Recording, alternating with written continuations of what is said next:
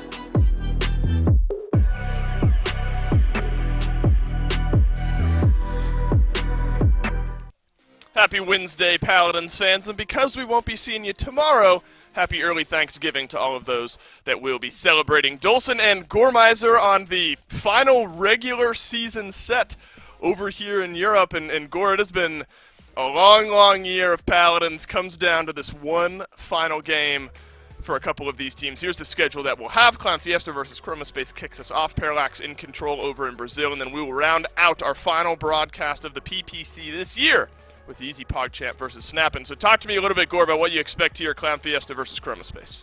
Look, I'm going to be honest. Chromospace are the team right now that are trying to make the climb, right? They're hanging out down there with Mixala's up just a little behind Interstellar, so it's not like the worst-case scenario. If you look realistically where 3, 4, and 5 are in Europe, they're not too drastically far apart. I mean, Celestial and Interstellar are both 6 and 8, even though their map difference comes into the equation. Right. And so when you're looking towards, as you had mentioned, the fact that we're going into those regional championships next week, I mean, it's so close. That's where things can really be shaken up. I think that's where you want this practice if you are Chromospace. But I think in this one, especially with the way things have been going, look, Clown Fiesta are on a tear. They're on a hot streak. They're looking really good here as they're starting to take down all these other teams in Europe. And I think there's a good chance for them to try and take down Yoinkers. I think that's the one that they really have to surpass going forward, because everybody else, well, they've already been doing it. That's right. And remember, what I've kind of been preaching over the last few weeks is you want to be playing your best Paladins going into the regional championship. So this is now the final week to do that. I wanted to see a continued trend over the last few weeks, but really this is our last look at a few of these teams that will be participating in those regional championships. So ever so important. But I agree with you there, Gore. I think Clown Fiesta have shown that consistency throughout this phase. It's going to be fun to watch what they're able to do here. And what, a week and a half or something? Friday is when Worlds kicks off for Paladins. About a week from now. It's coming up quickly. But let's jump into it. Picks and bans for game number 1. Split Stone Quarry is what we've got. An IO ban. Haven't seen that one in a minute or two right? there, Gore. Lots of healers being taken off the table. Yeah, I mean, honestly, and all 3 of them are like must bans, right? I mean, Corvus and Geno is kind of on the rise so far. If you let one through and you don't have the other, you're going to be feeling the pain. Both, specifically, I think Geno's being able to go through walls, but having that, well, damage amp, which I guess we can get to with Torvald up there as well. But Io, I mean, for her, it's been this really difficult period just because she's been comp banned for so long before now being finally available again for what it feels like this week, and I believe going into the World Champions. So that will shake things up drastically. I mean, it lets through bans. That's one that could have been used in the event of against Clown Fiesta. You know, something like a Maeve could be down there, your Victors, your Vivians, all of these other kind of top meta picks right now, the Torvalds even, are going to get through because you have to commit something to Io, or you're going to get Io, who, let's go back a year ago, and you should remember we were casting together there, the World Championship, Io had 100% win rate, so there is something that is worthwhile when you ban her down there. Yeah, talk about throwing a wrench into the mix, especially this close to the World Championships coming up very shortly. Victor, Vivian, normally we see teams split one or the other. Chromospace is going to get both here. So you got long-range damage, and Vivian has the tendency to play a little more mid-range, close range as well, if need be. Clown Fiesta going with the opposite mindset here. Torvald, Makoa, Maldamba, so they want some of that front line locked in as well as some healing on their side. They'll have to wait a little bit later for some damage dealers. But it's not going to be either of those highest priority hit scans, Gore. They're going to have to look somewhere else. I'm really excited to see what they go into, because this is something Clown Fiesta have been doing the last few weeks at least. They don't really care about Victor and Vivian. So many teams prioritize those, and we see it bring them success. You know, go to Sanguine in North America, brings them success. A lot of these teams lately, it helps them out. But they like to go for their Maves, their Eevees, they play Drogos. I wouldn't even give it to them, maybe not on this map, but on something like Ice Mines, they could bring out a Dredge. Like, I think this is a team that thrives on bringing things that are not meta, but work on the maps themselves, right? Victor and Vivian are plug and play. Literally any map you load into, I can guarantee they're going to work. Maybe they're not going to have their best matchups, maybe it's not going to be the best map for them, but they will work there. On a map like Splitstone, I wouldn't be upset to see them go for something like a Maeve here for Clown Fiesta, just to give them that damage. Plus, Alex is really good at it, and you'd never want to see him without. Well, Gore, I don't want to start tilting you this early on into our day, but we're starting to see another pick and ban phase where Anara is just being completely passed over by both teams. Barrack locked in before Anara for Chromospace. Clown Fiesta going with a bit of a different mindset, maybe more aggressive in that tank role, so that's maybe why you see them forego the Inara pick, but still interesting nonetheless. It still feels like she's so good that it's surprising any time she gets looked over, and she will be completely looked over by Clown Fiesta here.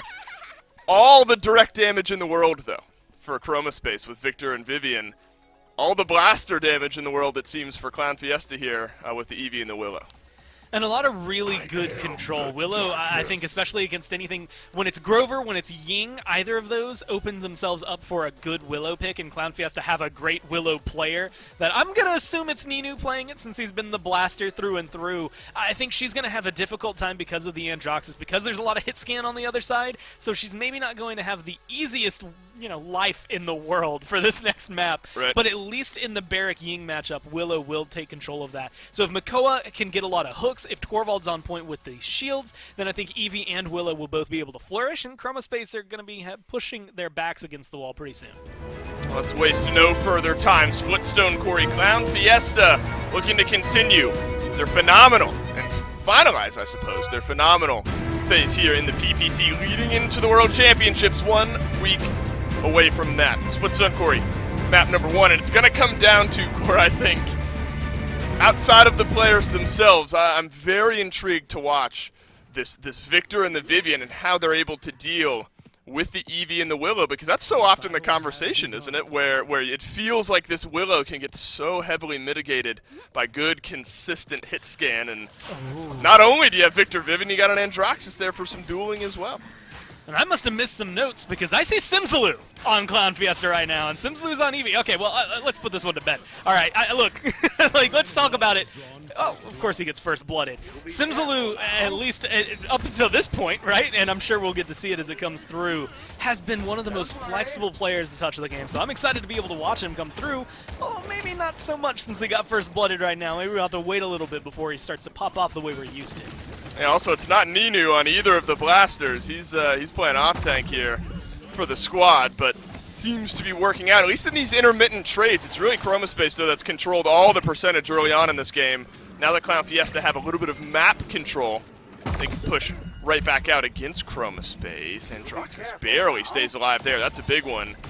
Simsaloo now is going to receive that Torvald bubble, look for a little bit of damage on his own, finds it. Barrack unable to keep up there, and Alex finalizes the damage. Now it's Clown Fiesta starting to push themselves forward. Nobody back on the point just yet. Seems like maybe lost opportunity to really start to run away with this one, and now Clown Fiesta will get back on it and catch up to Chromospace. I mean, you have to go and just look at the way things are, specifically because, I mean, this is a team I like to see come together only because of the fact that realistically, Alex kind of caused some trouble for Simsaloo in the past, at least in terms of being an opponent there. Now being able to watch them work together. This is a very dangerous and deadly team. No, it sure is, and that's going to be point number 1 as a result of all that danger and deadliness. There's a barrage on the back end of the mid capture, but Nepo finds nothing with it. This is a chance for Clown Fiesta to stay aggressive with these dual blasters on the back line. Reversal won't save the life of Rainy this time, and he'll go down nonetheless to Ninu. Suddenly this cart getting ever so close. Gore, you want to be able to make your stand on the defense up on that high ground, but Chromospace have already had to forfeit all the way back to their base. I mean, yeah, being locked as far away as they already are, it's very difficult to get a good grip on this one. And honestly, I mean, this is just a kill comp through and through. Think about it. You get hit with a hook from Makoa, and then somebody, more than likely, going to be bubbled by Torvald, power amped by Torvald, is going to just be dumping damage into you, plus Ninu's damage on top of that. Makoa, even though he doesn't hit as hard as he used to, still hits like a truck at times, and so it's going to be controlling, much like right now. Wow, love the rotations here. Might feel like you're overusing or underusing that ultimate maybe if you're Bolka, but what you have done is now gotten this Vivian out of the fight for 10 seconds, so Clown Fiesta can usher this cart ever so much closer to rolling on in. There's going to be one final fight, it seems like, here from Chromospace. Barrage, Dome Shield, the Cursed Arm, Sentinels, all will be ready to go for this defense, but there's still so much time. If you get the kills here, which you don't, Simsaloo into the ice block saves his life. Dome Shield down on the payload as well, but look at that, ankles are broken. Ninu gets one kill. Suddenly 3 members of Chromospace left standing, and Chromospace has used a couple of those big defensive ultimates. For the time being, they are standing strong, so you can't count them out of it just yet. An Ice Storm goes down. Will that end up getting the kill? It sure will. Simsy gets one. soars up and over, looking for the kill onto the Victor. Off to the side goes the final shot. Nepo able to turn around the damage there, and it looks like Chroma has done enough. I mean, just being able to get this much of a stand is going to be good. But there's Alex! Just gets nothing, walks it forward. Look, Dave, there's very few times in this game that you get to see someone get the I'll do it myself moment. That's what Alex just had. That was the, no reason for that payload to be moving forward. No reason for there not to be a hold from Chroma until he just kills 3 people and does it to them anyway. Nepo's getting a little bit of a bounce back. Adium has 1 kill under his belt. But it's hard to argue against the 5-0-6 Willow right now, especially when he's able to get something done like that. Absurd. We're thinking that there's maybe one more push for Clown Fiesta later down the stretch to try to get the payload converted, but Alex says no need. I'll get it done right now. And now going back to that point, you spend the barrage, you spend the dome shield, and it looks like for a moment that was enough on the defense, but then one big play turns that around completely, so now neither of those will be ready for this fight, and Clown Fiesta are going to continue to play the way we know they want to, which is aggressive, in your face. It's Faith-like to start off this mid-fight. It's Red Serpent into the back. That's done enough to put Adium a bit on the back foot, and Alex is able to capitalize for the kill. And look at the damage flying through. It's kind of a weird one-man push into the back, and that's Ninu. An illusory rift now forced out for Chroma, but no worries about it. Alex will get another kill here. He's on a 13 streak for Clown Fiesta. I mean, just continuing to run forward, whether you want to look at, again, Alex or Simsalou. Both of these guys were in the finals for Worlds last year. And, of course, Alex was the one who won it, unfortunately, for Simsalou. But you're starting to see why they made it that far. This is just, this is maybe one of the scariest damage duos that I have gotten to see in Paladins. And trust me, we've seen a lot of dangerous ones that have come through. This is very dominating.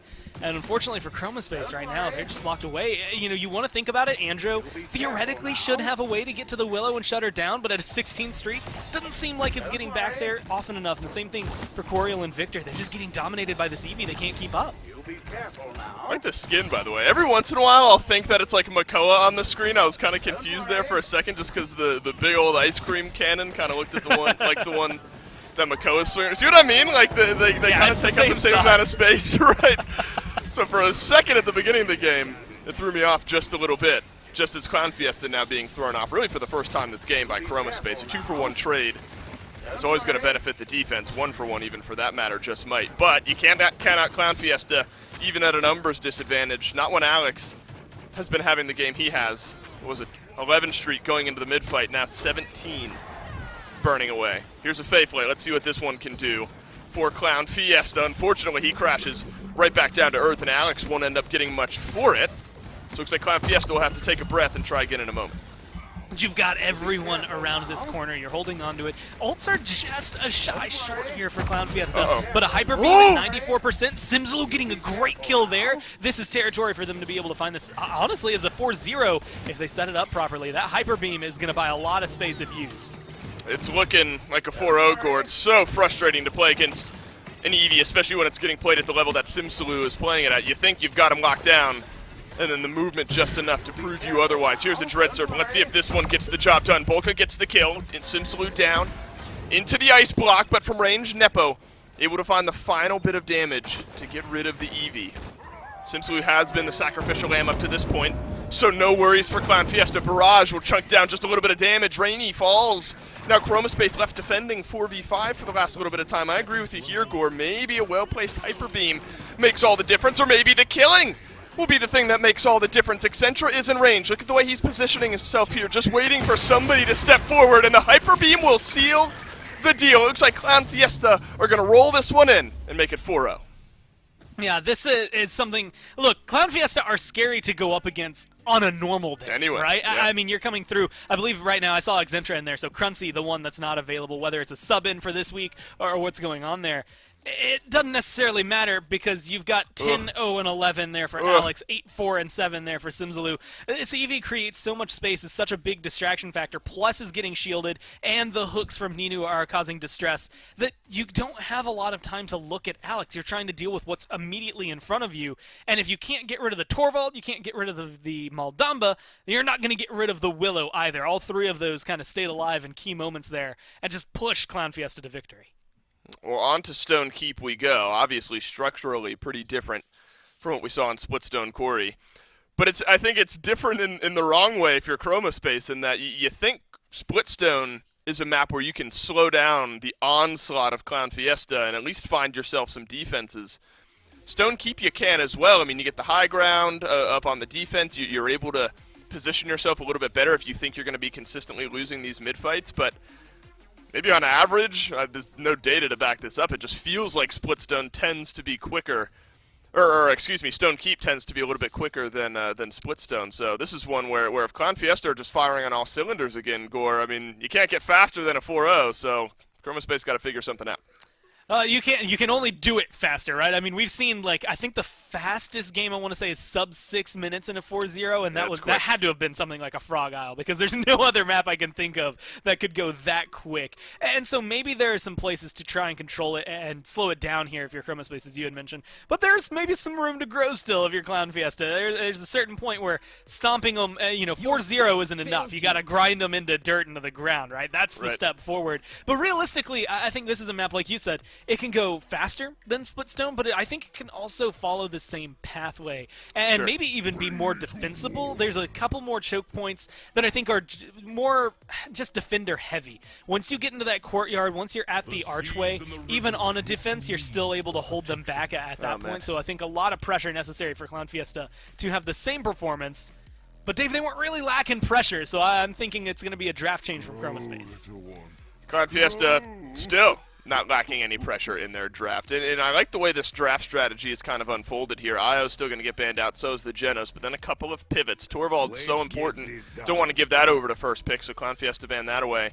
Vivian as well finds her way into the ban column. That means maybe the two most aggressive off-tanks that you can get in Rom and Makoa go the way of Clown Fiesta, similar to the way they started off their draft, remember, in game number 1, minus the Rom. But now they've got him and the Eevee as well. It seems like, Gore, these puzzle pieces coming right back together for this Clown Fiesta team, and I'm sure they're happy about it. So, again, for people who have been watching for a while, this is going to be information you already know. But for anybody who tuned in this year, or maybe wasn't as into Paladins last year, I'm going to give you a little history lesson. And Dave, you'll remember this. There was a period of time last year where Maeve and Eevee were banned every single game. And now, part of that is because they are really good. In the right hands, they're really solid. Clown Fiesta often, so far in the last few weeks at least, have had Maeve banned against them because Alex is a stellar Maeve player. But you roll it back, I want to blame Simsaloo for a lot of it. I think he, a lot of last year, brought in the Eevees, brought in the Maves, and originally it was something that you would do like against the Knights, right? You were banning against them. But realistically, they got to the point where they were banned not because their presence alone is so solid, but because the players that played them were so good at them. And Eevee was a must-ban against Simsaloo. The fact that he's got it 2 games in a row, I think is not going to bode well for Chroma Space. Well, it won't be the double blaster for Clown Fiesta this time if the Strix ends up getting locked in. And that's almost more worrisome, I think, now that there's a Strix instead of a Willow or something mobile like that. In that, before, like, the silver lining maybe for Chroma Space is that it's kind of an obvious strategy that Clown Fiesta are going with and that they're just going to run at you. They still want to, Clown Fiesta do. But now they've got massive damage in the long, mid, or short range, depending on where they want to position themselves to set up for a lot of that aggression. I think Chroma Space, they're fighting an uphill battle here, but Chroma Space have the damage dealers that can get things done. We've seen big things from Shaolin. Victor, of course, always has that potential, and then the Maeve. A very quiet game from Androxus in game 1, so the Chroma Space flanker definitely have their hands full here as we head into game number 2 here on Stone Keep. See, the difference is, and this is something, it kind of goes back to what you were saying, you sub out this Ruckus for an Inara, and I think you're in a composition that I would absolutely be behind. You keep this Ruckus where it is, Adium, I don't know what your tank expertise might be like, but Ruckus is not going to stand as long as a Makoa on the other side, or a Ram on the other side. So this is a comp that has to get a kill and keep getting kills. I don't think Chroma Space can slow down at all if they want to keep this one going in their favor. Alex literally did not die in game number 1, and he falls for first blood here in game number 2, so that's at least a small advantage for Chroma Space, but they immediately lose Coriolis. Simsaloo finds the hook. Remember, it was Ninu on Makoa there in game 1. Now it's Simsi here in game 2, so shuffling around maybe to get a little bit more comfortable leading into Worlds. Clown Fiesta going to continue doing some killing here. One more goes in onto Ovim, then a hook connects onto Rainey, and Bolka will get that kill, 72% already for Clown Fiesta, and this is where the dominoes fall. When you get Chroma Space on the back foot and the Strix can start to play forward like this, might as well tally a point on the board. Who's on Eevee? I'm doing my mental tally. Simsy's on Makoa. I saw Alex. Okay, I was just like, well, that makes sense, right? I was trying to juggle it around. It's a weird discussion to have. I think it just comes down to who's more comfortable as the Strix player, and that's something that Clown Fiesta have that I can quite confidently say I don't know that any other team in the PPC, North America and Brazil included, have, which is the ability to shuffle your 5 players on, off DPS and off of tanks based on what they're more comfortable with. Simsaloo often was that tertiary flex for the triple frontline if they did it last year, so it's not surprising to see him go to something like a Makoa that works out well. We've already mentioned how good Alex is on this Eevee and on Mei. Even though you just had Simsy had a good game on it, maybe you talk the comfort equation into it, but this is something that is unique for them, and it's a little frightening, Dave, if I'm going to be honest. Chroma Space are getting dominated even with a bunch of swaps here, and that is not a good sign for them. Well, Ninu just a moment ago thought he might be the Strix player with the range he attempted on that ROM ultimate. Just a bit out of your range there, my man, and goes into the Chroma Space base and will end up falling down. But look at the way the payload has moved. Real close in there, and that's a Hexafire. It'll do about half of Simsaloo's HP and damage before Ovim finishes off the kill. But it's a Hexafire and then what I think was a Barrage channel just a moment ago as well, just to get 1 kill onto that Makoa. Can you force the issue, though? The answer is yes. For now, for Madium and Ovim. A couple more from Clown Fiesta will fall. A third now down as well. And I think, really, the first time this set, Gore, we've now seen Chroma Space find a position of comfort on the defense, and the cards are maybe in their corner. And this goes back to what I was trying to mention in Picks and Bans, which is that once you get to this courtyard, it just gets a little more difficult. It's wide open when you've got things like a Victor and a Shaolin over there, and a Grover. There's just a lot of direct damage that's going to burn you down for Clown Fiesta. They have to be able to tackle it with a couple of picks already before they get to that archway and really open it up. And you might be the one to get it done.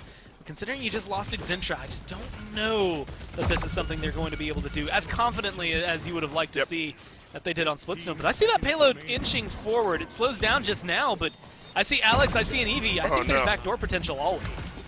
That's a good example of how a Strix can potentially out-duel flankers from close range. It's all about how accurate you are. Will Accenture get in range? He will for the overtime. Might even get a kill just shy of the quick snapshot there, but Alex flies in, snags one on the Coriol. Cart will continue to move itself on in. Clown Fiesta has no ultimates. Chroma Space has a couple, but Chroma Space's numbers are dwindling here. It's only the backliners down in range to deal with this payload. Ovim hooked in. You got to be kidding me. Are Clown Fiesta gonna roll this one in? You better believe it here. Coriol falls. In overtime, Clown Fiesta get it done.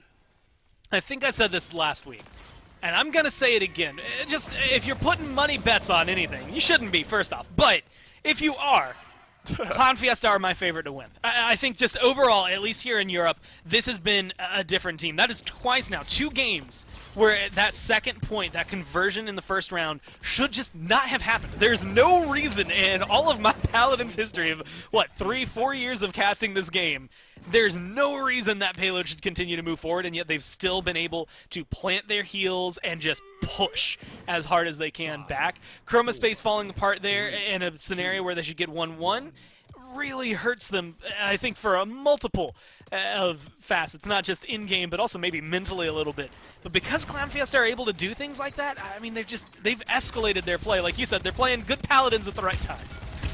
Well, Alex died for first blood, and he took that personally. He's gone 8-0-8 since dying for first blood. He is on a 16 streak now. He was 0-1-0, and now he's 8-1-8 after falling for first blood. And naturally, he'll take us into a quick pause as we sit here and talk about him.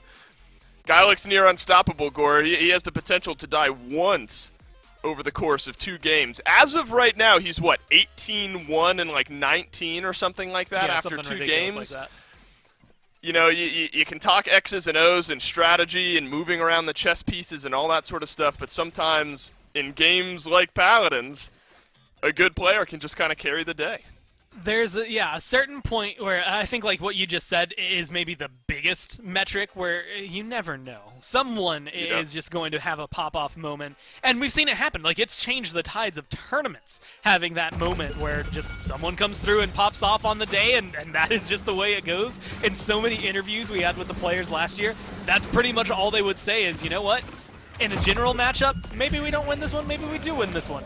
But if, let's say, Alex pops off the way he does with a double kill right there, then it changes everything about the plan going in. Oh, it's the big unknown, Immortal for Alex. That's 11-1-8 on the Eevee.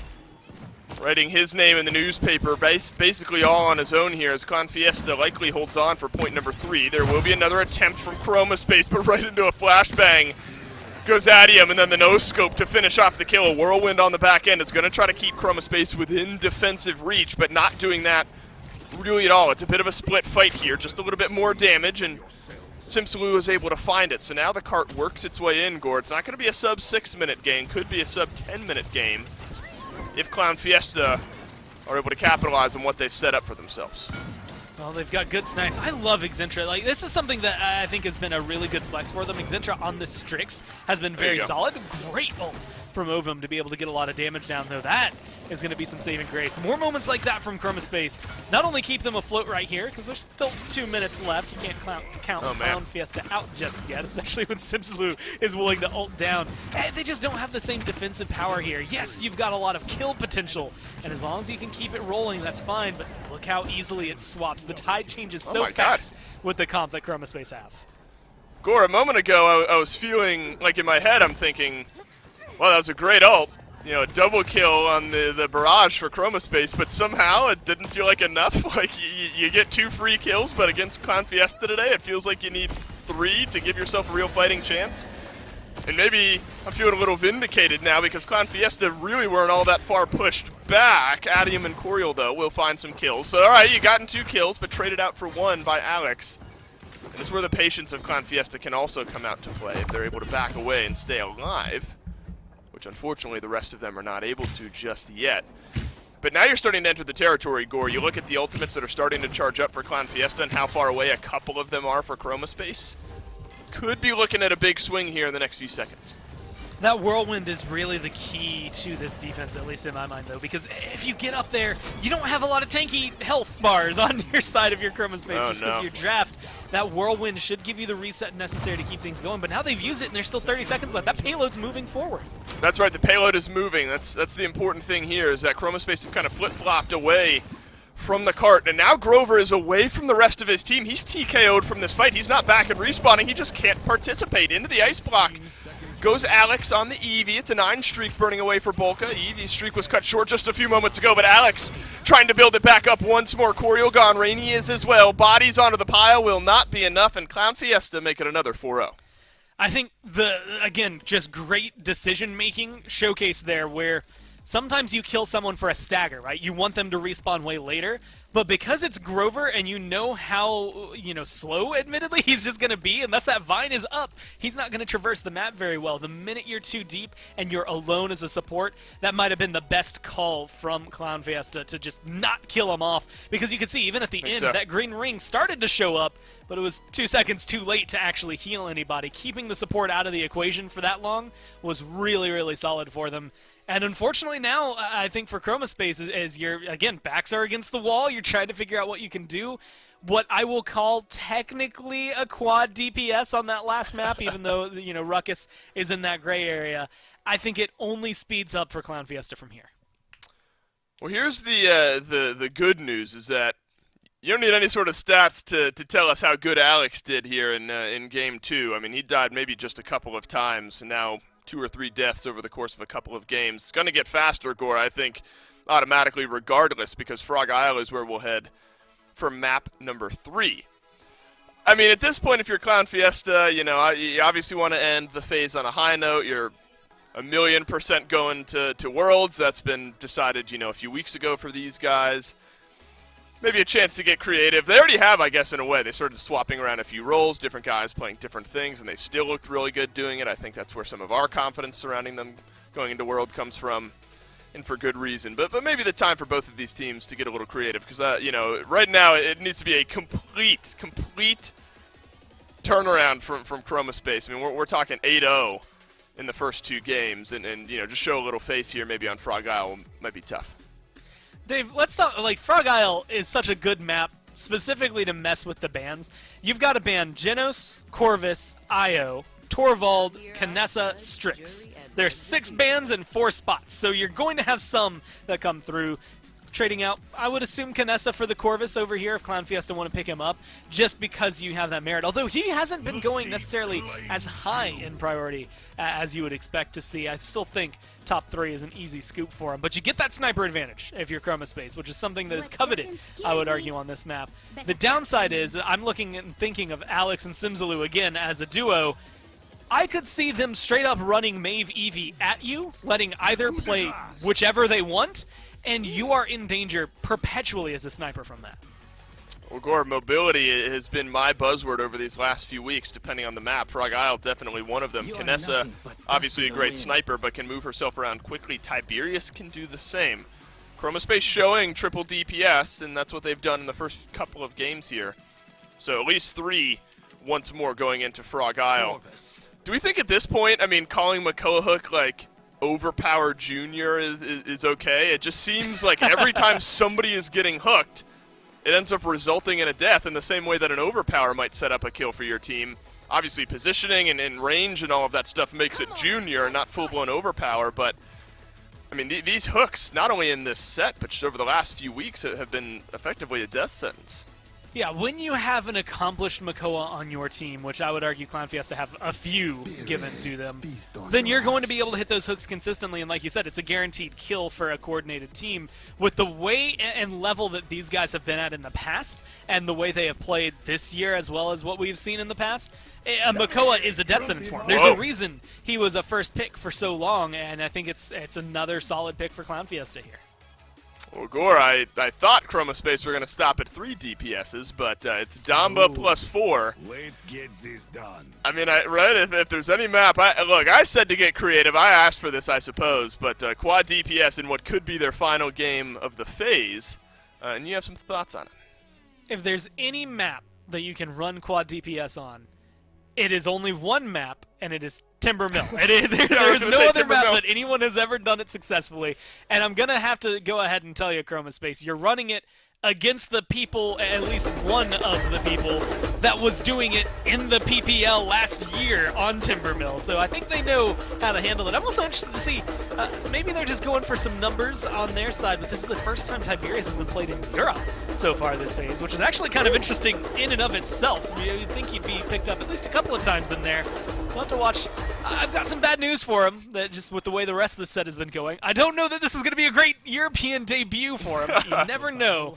Chroma Space are bringing out another big one with the Bomb King as well. I really like this lineup if you pick some pieces out of it, but I would have really loved to see some front lines on it. Let's see if they can keep up the pressure they need to. Looks like Clown Fiesta just ready to take this game and head on home. Look at Cincy immediately into the back line, and this is what an Ashe is going to do. It is Simsaloo against like 4 back there. Everyone from Chroma Space turned around to deal with Simsaloo, who was alone, if you're looking at where the rest of Clown Fiesta is. And now 57% on the point, and Chroma Space have not necessarily made up any ground. They've gotten some low health bars, and now they're able to capitalize. Alex falls down, so Chroma Space, with a little of that extra damage, can start to work themselves forward. And Simsaloo's going to have a lot of damage to work in through. I suppose if you don't have an off tank to play around in a quad DPS composition, you just stack on top of one another. I'm really happy that I was about to ask to see this loadout. I was wondering what level of Jolt he had to be running to get a knock-up that massive. Jolt 5. And guys, I'm going to tell you, Jolt 5, that's a for funsies card. That is not a card that you run. I think you can always put a couple levels in there, but the knockups are going to be massive. Unfortunately, it did launch Ashe into the backline, and while they got the kill on Simsaloo, it created a lot of space. Now they're 96% and still in control. And that'll be point number 1 over to Clown Fiesta. The writing has been on the wall, or was on the wall, really, from the onset with how aggressive Simsaloo was playing. Maybe that's what you have to do against a quad DPS composition like this, is just get as aggressive as you can, even with just one person on your team. And then just try to force Chroma Space into a bit of an awkward spot. Oh my god, Ninu goes flying. That's never going to get old. I don't think, throughout this game, as well as into the hook. So I guess Ninu and the person he had hooked got flung way up into the sky there. Some funny interactions, to be sure. But Clown Fiesta here, seems like they're just kind of dusting off their hands, and this card has not slowed down yet. It's just going to keep going. Alex is now just on the prowl outside the base. If you thought it was difficult to leave the base on Frog Isle, then, well, yeah, just put a good Mave player right outside the door, and they'll make sure that you know what true difficulty is when trying to leave. I think with Bomb King, though, there's still a good chance for it. I mean, that jolt is insane. Watching people just get flung all around the world. Unfortunately, it's not been enough to really displace them so much that you're finding a lot of kills. There's some good old damage displacement there from Adium, but he has to make his way over onto the cart. A Dread Serpent will fly, but Clown Fiesta not deterred. Simsaloo shoulder bashes through, Ovim will fall, and the cart will go in for what is now a 10-0 point streak in this set for Clown Fiesta. There are 4 make it, total deaths for Clown Fiesta. 1 for everyone except Accentra, who stayed alive this entire time. Seems like the sun may be setting, Gore, here on Frog Isle and Chromospace's hopes in staying in the set. And you know what? It's been a little while since we've said this and had it be true right afterward, but Frog Isle is a very 4-0-able map, and not a lot of teams lately have done that. I mean, we've come here a lot and seen 4-1s, 4-2s, and kind of like at least one defense, or maybe a really long-held 4-0. But a reason for a while this map was getting banned was because you can just get rolled if things don't go your way and early on in a round. I think now that that jolt doesn't connect to displace Simsaloo the same way it did in round 1, he's going to be able to get aggressive, but the way he wants to, which is going to cause a lot of trouble for Chromospace.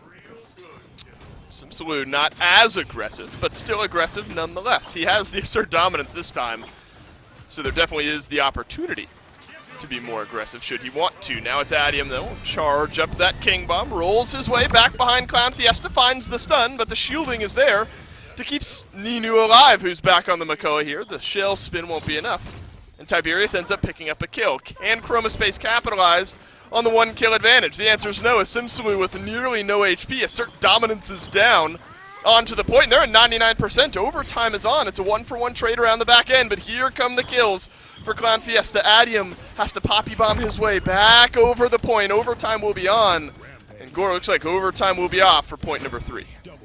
And just good kills. I mean, you get rid of Simsaloo, but Alex is able to come through, clean things up. Ninu respawns and is making sure to celebrate. And that is, if anything, maybe the most typical Makoa point of view on Frog Isle, at least that I've ever had. Standing on top of the payload, I'll emote the entire time because your team's doing pretty well. I think in this case, yeah, why you not? can trade it off for the support, let them go hang out over there. Corvus pushing it forward. But, I mean, they're so in control here that even if you move forward, even if you lose Alex, you're not really losing the pressure you have on this payload. The zone is so good so far. Ninu unable to channel the Ancient Rage this time, as Adium picks up 1. Be careful here, my friend, as he peeks his way through the window, but obviously calculating his odds and calculating them properly. He'll stay alive, not take much damage for it. Alex does fall on the Mave, so maybe now, here in Game 3, the best looking chance at a defense for Chromospace, but every single time I've said that, things have gone in the opposite direction. This time, though, seems like my words will hold true. As Chromospace continue to find a couple of kills, and Clown Fiesta searching for their way back in, and I suppose the way back in is Simsaloo just kind of waltzing on to the back line. And as I say my words are true, my words are suddenly false. Clown Fiesta fight in, and now a Midnight Gore might just end the game. Look, Frog Isle giveth and Frog Isle taketh away. In the blink of an eye, that is how it goes, and it will always be that way. Looking for the dismounts as well right outside the base. You're either going to die or you're going to have to back up into that. It's keeping a good zone, once again, from the flanks and the front lines here. It's just hard to figure out how Chromospace get in here without a frontliner themselves I don't to think really they do. put up the health bar. Yeah, I think it just walks in. I mean, they don't have a lot of ults to work with here. It's going to have to be a King Bomb to save the day, but you've immediately lost a couple members of your team. We'll see if Adium can get it done. He cannot. Clown Fiesta complete the 3-0 with 12 straight points. Just seems like one of those days where Clown Fiesta would not be denied.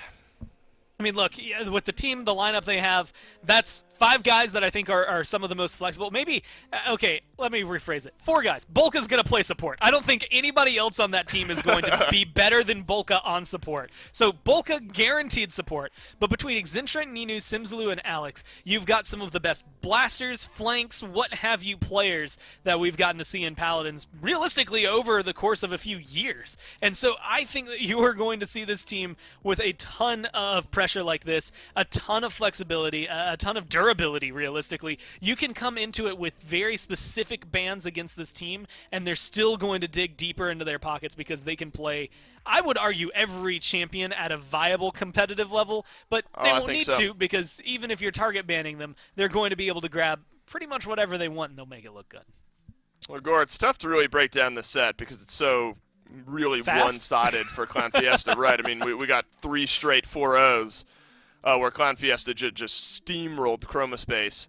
So I'll ask you maybe a more wide-scoped meta question. How important do you think, going into Worlds, the fact that Io is now available again is? I mean, she's just been banned out today, so maybe at the end of the day it's just one more ban that gets locked in, and one more champion that normally would be banned makes their way through. Do you think it really throws a wrench in the mix as we see our final standings here, or maybe not a huge difference overall?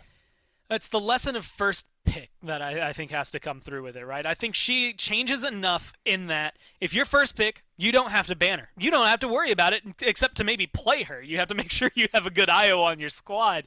But whoever's second pick should almost always have to ban IO away if you're in that kind of scenario. It's just the rules, right? If you have literally the first option, you should leave the best champion in the game available to you. And there's a lot of arguments for who that could be, but when you add what is Luna as a 6th person essentially on your squad, maps like Bazaar, let's go to Fish Market, let's talk about the fact that you control them a lot better because you can now fight 5-on-5 fully while they have to focus on getting someone onto the objective. Io, there's a reason she had a 100% win rate last year at Worlds. Yep. There's a reason, I believe, in every region, or at least most of the regions this year, she was around 70-80% win rate. She can be taken down, but it is very difficult. If you're first pick, you should be trying to get her, and if you're second pick, you should be banning her every single time. There should not really be any leniency in that one. Well, as we saw in those final standings there, Yoinkers, for the moment, in that second place spot, but with a win over Mixalizub, the lower team here, lowest team I should say, over in Europe, they'll pole vault themselves right back into the first place to finalize their phase here in the EU portion of the PPC. Gore, we get another look at one of the highest seeded teams over in Brazil, the highest seeded team in Parallax up next. Do you think this squad is looking like the favorites going into World Championships next week? I mean, definitely because of the way Brazil has been going, they're favored. I mean, they've been very consistently on top. They've had a couple more slip-ups than some of the other teams that we've seen in, right, across all of the regions. But I think those are honestly maybe just that, slip-ups. Some other teams, like you said, and we had mentioned it earlier, sometimes someone just shows up to play that day and all of a sudden it can change everything. That's still going to be true in those championships, but at the same time, Parallax show up to play way more consistently than anyone else in Brazil. We'll have to see if they can continue doing so today. Well, Gore, that's the last time you and I will cast together this regular season of the PPC, so always a pleasure to round out our year together one more time. I'll be back later on, I believe, with Kresnik over in North America, but until Worlds, my friend, you and I will be back on the mic together for a little bit of Paladins. Everyone at home, stick around. We'll be right back with Brazil.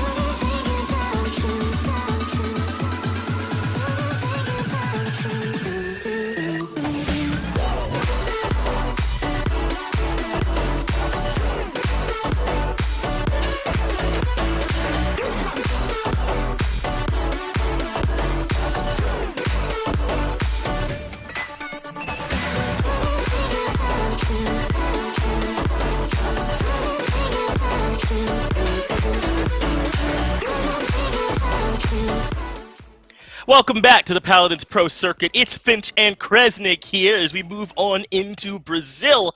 Get to take a look here at In Control up against Parallax Gaming. And Kres, I mean, Parallax have been looking really, really good here in Brazil. So we'll see just how well In Control can try and line up against them here today. One more quick recap. Remember, we saw Clown Fiesta get that huge win earlier today. And by huge, I mean quick. I mean efficient. I mean never in any doubt. And then we're moving on to Brazil. I mean, usually we have to push the times back. Not this time. We're about 40 minutes fast here, and Parallax. Looking at this record, they look poised to maybe do the same thing here to In Control Nation. They're the only undefeated team left in all the regions of the PPC, 14-0. And every time we see them play, I think we all remember why. I mean, last week they had FRZ God subbing in for Mitau. I don't believe he's back this week, but just seeing Aspexy and Freeze on the same team and knowing how good they are with Mitau back, it really just feels unfair sometimes. It does, right? I mean, you see it in their record. You see it in the way they performed against these other teams. And you'll get a chance to see it on Jag Falls. That's the first map we're looking at today. Most of those bans, I think, making some sense. The only one maybe of note, no Ice Mine's going to be happening here. Often that go-to when you want to try and slow down that pace. So not going to be an option. In my head, I'm thinking not going to be an option for In Control, but we don't know that. You know, this set could go any kind of direction, but I'm just kind of obviously leaning a bit towards Parallax here. But we're already into these picks and bans, Kresnik. The Torvald and the Corvus both here banned. But you remember kind of the subject of conversation they were having back over in Europe. Do you expect there to be, I guess, sort of an adjustment here in these picks and bans?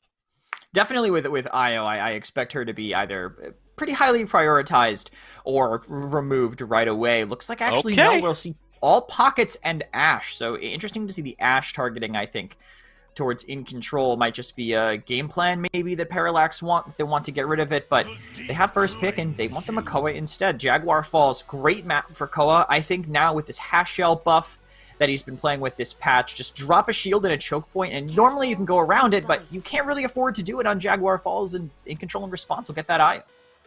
Well, Parallax Gaming saying they want to take down this IO pick early. I think that this is smart on some level, right? Imagine coming into the regionals later on, right, and knowing that Parallax will let you have IO and potentially just beat it. This could be a huge first map here, right, to sort of affect the way that people think about these picks down the line.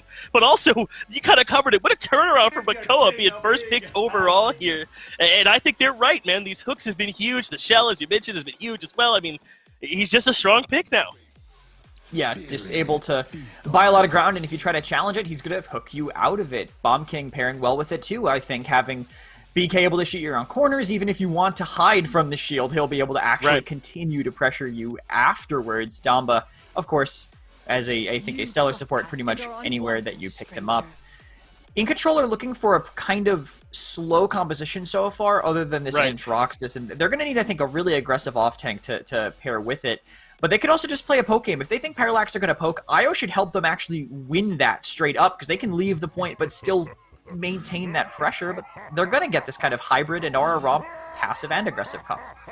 Yeah, I mean, is there a more aggressive off-tank than Rom that you can lock in? If not, he's certainly up there, right? I mean, this guy really can enable some dive potentially. He and the Andro working together should be pretty good, right, to try and cause some problems back there for Parallax. So now I'm thinking maybe they want a little bit more help. They go to the Sha here first. So now they got the Shaolin Bomb King backline, and that is quite a bit of damage with the ability to find a way to sometimes get past those Anar walls. And then, kind of like I was thinking, maybe a little bit more help here when you see all this pressure from Rama Indro. They will indeed elect to pick up that Nando. It is a little bit more of a defensive composition. They don't really have a great way to get aggressive onto that IO, which kind of seems to be the counter we saw in PCML when she was played on Monday. IO got first picked, and then the response was Rom Ruckus insta-lock, just hard int, and they were able to beat her that way. But no, don't have that choice really on the side of Parallax. It's going to have to be one of the hybrid ones that managed to do it. And they're going to be trying to get aggressive into a Lex. He's going to have a lot of lifesteal. He's going to be doing a lot of piercing damage, and he can actually delete either of the tank's shields when that ult comes into rotation. Yeah, they elect for a highly mobile backline there, right? Lex maybe sliding around a little bit more so, but Andro dashing through the air. Going to be changing those sight lines there for him quite a bit. So we'll see how that's handled by the top team here in Brazil. Jack Falls will be your map number 1. Remember, this is our final week. If I'm not mistaken, we are moving on towards those regionals after this, so this won't shift the standings around too much. But kind of as I mentioned earlier, Krez, I think this can send an important message right before those all-important regions.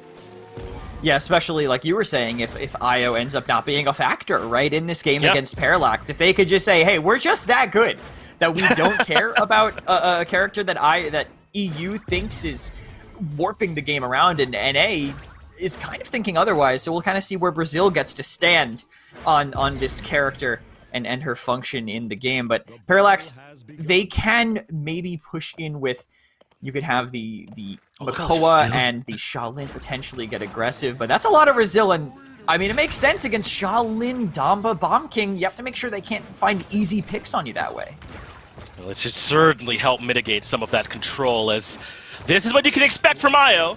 Go ahead and put down Luna, have everyone else move on, but Verict has already found himself a nice opening pick, and they're looking to see if maybe they can lock down the ROM as well, and they certainly can too for the Shaolin to open up this mid-fight. That is a good way to do it.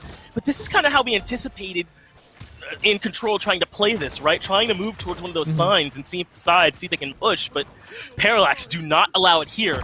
Though that's a pretty big return kill on the mid tower. But look at the percentage already. Parallax are way out in front. King Kaiser, though, with a big kill, is going to move his way out to mid to look to contest. And now In Control should be able to own this mid for a bit. I like watching them look for Shaolin, who, by the way, that is a Spexy. Something with his account not being able to log in the day this game was played, but they allowed him to come in on this one. That is a Spexy on the Shaolin. But Kaiser trying to find him through the stealth, eventually managed to catch him on the rotation out here. But look at this pressure. They actually have them kind of surrounded. Both these tanks are too low to really get in and touch this point. Yeah, it's going to be tough for them to make their way in, especially losing Dentic there, so that's another kill coming through from Kronzi. But In Control managed to hold on. How big was that retake? And then the way that they controlled the mid right after, and now in a 1-0 position. They do end up losing Max Souza, so looks like they're not going to get a whole lot of push off this mid cap, but the mid is theirs nonetheless. Yeah, and as long as they stabilize, they can actually make this work, but you can see the double shield stack up front, not letting them really get kind of answered back, and actually a King Bomb right in the face of this Inara will trade another one for Parallax. Hello, that's the control we were worried about, huh? Ice Monkey got locked down twice in a row, and no way to get away from the King Bomb that way. Kaiser avoids the hook and gets a big heal. What a turnaround here. I mean, obviously not going to have a tremendous, huge impact on how it turns, but I mean, this is what we talk about with that Makoa hook and how you live and die by that connection, as they are able to find another kill from their Inara, but that gets traded back out. In control now finding two, maybe can find a push with a nice kill there on to the Damba, gonna lock down the Makoa here as well, and In Control have turned this into a nice little post-plant push. And I love watching this Lex play in the middle of the team, because if you don't focus him with everybody, he's gonna just stay alive. I mean, the way the build works is just all about stacking lifesteal and stacking sustain and getting able to do that level of damage onto Mintau backing up. You can see here 50% lifesteal as long as he gets the right target. With those retribution buffs, he's getting the right target quite a bit of the time. Mintau already the one in his sights, and almost immediately he does get deleted. Yeah, didn't get to do a whole lot there in response, did he? Though another return kill comes through, but I feel like you got to start with King Kaiser right now. He is an absolute problem, but running into, obviously, the Nando, not quite as good as earlier when he ran to the BK. So he ends up dropping back, and Parallax, despite the way that this push ended up starting Kresnik, they've stalled them at this all-important choke point. They've got another coming up that could be even more difficult to push past. So this certainly not out of the realm of doable, and especially a big hook landing onto the ROM. They don't have the follow-up for a big kill, though, so he gets back towards safety. In fact, he dashes his way right on in. He wants to be back, creating some space here for Amadeus to push forward. These shields make it really hard for them to push through as long as they're in the way, but you wait for it to go down and you can engage, and maybe more, but the Immortal saves the shot. That's huge. They absolutely needed that ultimate. It sets up for 3 kills in exchange for 1. I think Parallax are absolutely happy with the way that that goes. They'll get this nice stagger kill onto the ROM here as well. Oh, he's making it a lot harder, I think, on him than they would have liked, and he'll end up falling. And that should take L this chance of any kind of offense out. So now we're 1-1, but Krez, I mean, what do you want to see different from Parallax on this mid? Last time it looked good, but In Control took it away from him at the last moment. The retake made it a little difficult. I think maybe we could have seen an even more aggressive zone, because they have IO. That's kind of the... Oh, sorry, right. Against the IO. But we could have seen a maybe more defensive look to stop that ROM from being able to come in on the side. They were a little too distracted by it. Just put a shot to stop that run, and then have actual people holding a little bit more together on the Jag side, letting that flanker come in from Jag, specifically the Lex. Coming in there, they didn't have anyone to really slow him down, so I think a little bit too much worry about dealing with that ROM that was coming in on the side, not enough on King Kaiser, who can literally 1v1 anyone in the game as long as he has the mark on them. One Control now come in with the Brazils fully stacked up, Sozas all the way up to 3, and heavy Cots all the way down as well, so they are ready to rumble this time around and try and make this Damba's life even harder than it already was. But again, some struggles on this left side of the map. This is the same thing that happened last time for In Control, where mostly Parallax had that early control. Dread Serpent coming out here as well from Outlander, and that does buy them a little bit of time, but not nearly the results they wanted, as In Control are now making their push back in and trying to get a little bit of control here over the mid. And indeed they have. They've kind of forced Parallax back into cover. See if they can find a way to push back out, but another hook ends up landing, and Outlander gets the kill as a result. Another kill comes through onto King Kaiser as well, and this Makoa now starting to make a pretty big difference. And this is what just having a Koa can do for you, but hey, look, you can see what having an IO does for you on the other side. Dintake literally hitting uselessly into this Inara, but Max Souza has to leave. He can't keep Ice Monkey up forever. That's the only real downside of IO's healing, that limited resource. Not able to keep that pocket up forever, and now In Control, even though they're 1 down, maybe if they can get around these shields, they could find an opening pick to get a retouch. Yeah, you can tell how important it is for him as the Lex. There's some of that survivability you mentioned, not gonna factor into who wins the mid though, and just like that, Parallax now up 2-1 off the defense earlier and a much stronger mid this time, where they were able to keep up that aggressive zone. We get to see their hand at offense from the best team in Brazil, but Kaiser going for a bit of a flank here, gets some decent damage, but not able to actually find any kills, though the Shah doing his best maybe to give him one. Yeah, you can see I love the way that they're playing their shields here and playing like to disengage when things are going badly to back up with the shields. Then if in control try to push, the team can't really support each other, right? They can't keep each other alive, and it's already continuously working. They put themselves between shields, and in control just can't find the damage to finish a kill. And how did Midtown make it back there like that? But a great kill from Amadeus. That was looking like a King Bomb might be on its way, but he shuts that down. Kaiser now being forced to retreat. All of this going well for him, even using the ultimate there to commit the kill on Necronzi. And now these kills starting to favor in control a little bit. They got rid of Outlander as well, and might be able to further push back Parallax here a bit. I know these hooks have been landing for him, but this one a bit more inconsequential. Is in control with a couple of good ultimates there. Are able to get back in control indeed and deny a little bit of this push for Parallax. But now it's their turn to answer. Midtown is back, and maybe they can make a little bit of push happen. One of the easiest ways to lose a fight like that is the misstep that In Control had, the Inara. They didn't need to watch spawns. You have to pay attention to the respawn timer. If you don't, you will get overwhelmed, and that's what happened. That's what's putting Parallax back in this position, just trying to wall them off to buy time. It's all they can really get at this point, as Ice Monkey maybe finds a flank, but he's pinned down over here, getting hit by these respawners again. And it looked good, right, didn't it? But now here they are suddenly with Parallax pushing around this corner and getting into better position. Toga is up top to contest, but with Ice Monkey dropping, that's going to make things a lot easier. Now he has to come down and contest this cart and give up that great positioning he had. Midtown got rid of King Kaiser as well. Cataclysm, though, is the response. That lowers down this Nando, but not enough for any more kills to come out. Amadeus dropped as well. And now it feels like all to do here for Toga to buy some time, but interrupted out of the dash. He's dropped. And these tanks can't seem to stay up together now. Kresnik, Parallax taking them down one by one and making the job easier. But this Inara buying plenty of time. But with the wall down, maybe Seismic Crash is the answer. That stalls them for a moment, but Ice Monkey cannot hold on to his life. Another big stun land on Amadeus. And that sets up for Parallax to get the conversion just like that. It's 3-1. Big issue there from Toga. He bought so much time on the point. His ultimate was great, actually, but he didn't finish off any kills. The one person he was shooting was a Nando that was getting pocketed by a Damba, and I don't know exactly how much cauterized Toga has right now, but it wasn't enough, clearly, to burn through what he was going to heal with. Caught two, yeah, the Damba pocket when you're just a ROM at medium range, it's not happening. It's not coming through like that. None of his teammates were there. That's one of the downsides of needing to rush that resilience here, as Parallax have their circle ritual, I guess, to prepare for this next mid. But they are down two pretty big ults, two of the ults that give them CC immunity. And I'd say pressure maybe on Kronz to, if this fight starts going badly, this Immortal is their only potential saving grace.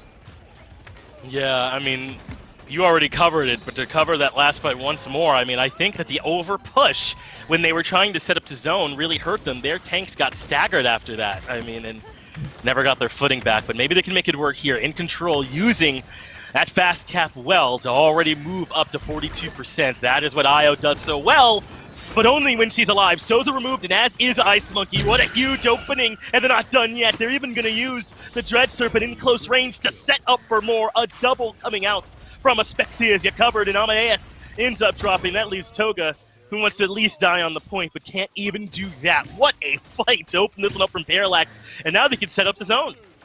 Yeah, Heat Haze has so much pop-off potential. If you don't have him, know where he is for 1 second, it can hurt you. And no Illuminate on their team because they had to buy Resilience instead. Itemization, a really tough place for In Control, but a Crystadar may be able to flip him, but the important Immortal comes in and they have to touch. That's huge. You knew how important the Nando ultimate would be, and it sets up for Parallax to take Jag Falls. 4-1, I believe it ends up being as well, which is crazy when you consider how close it started off with that first mid, but that's what can happen with a defense into a cap, into a conversion, and suddenly all the pressure was on the other side of the map. And Parallax, they're up there undefeated for a reason.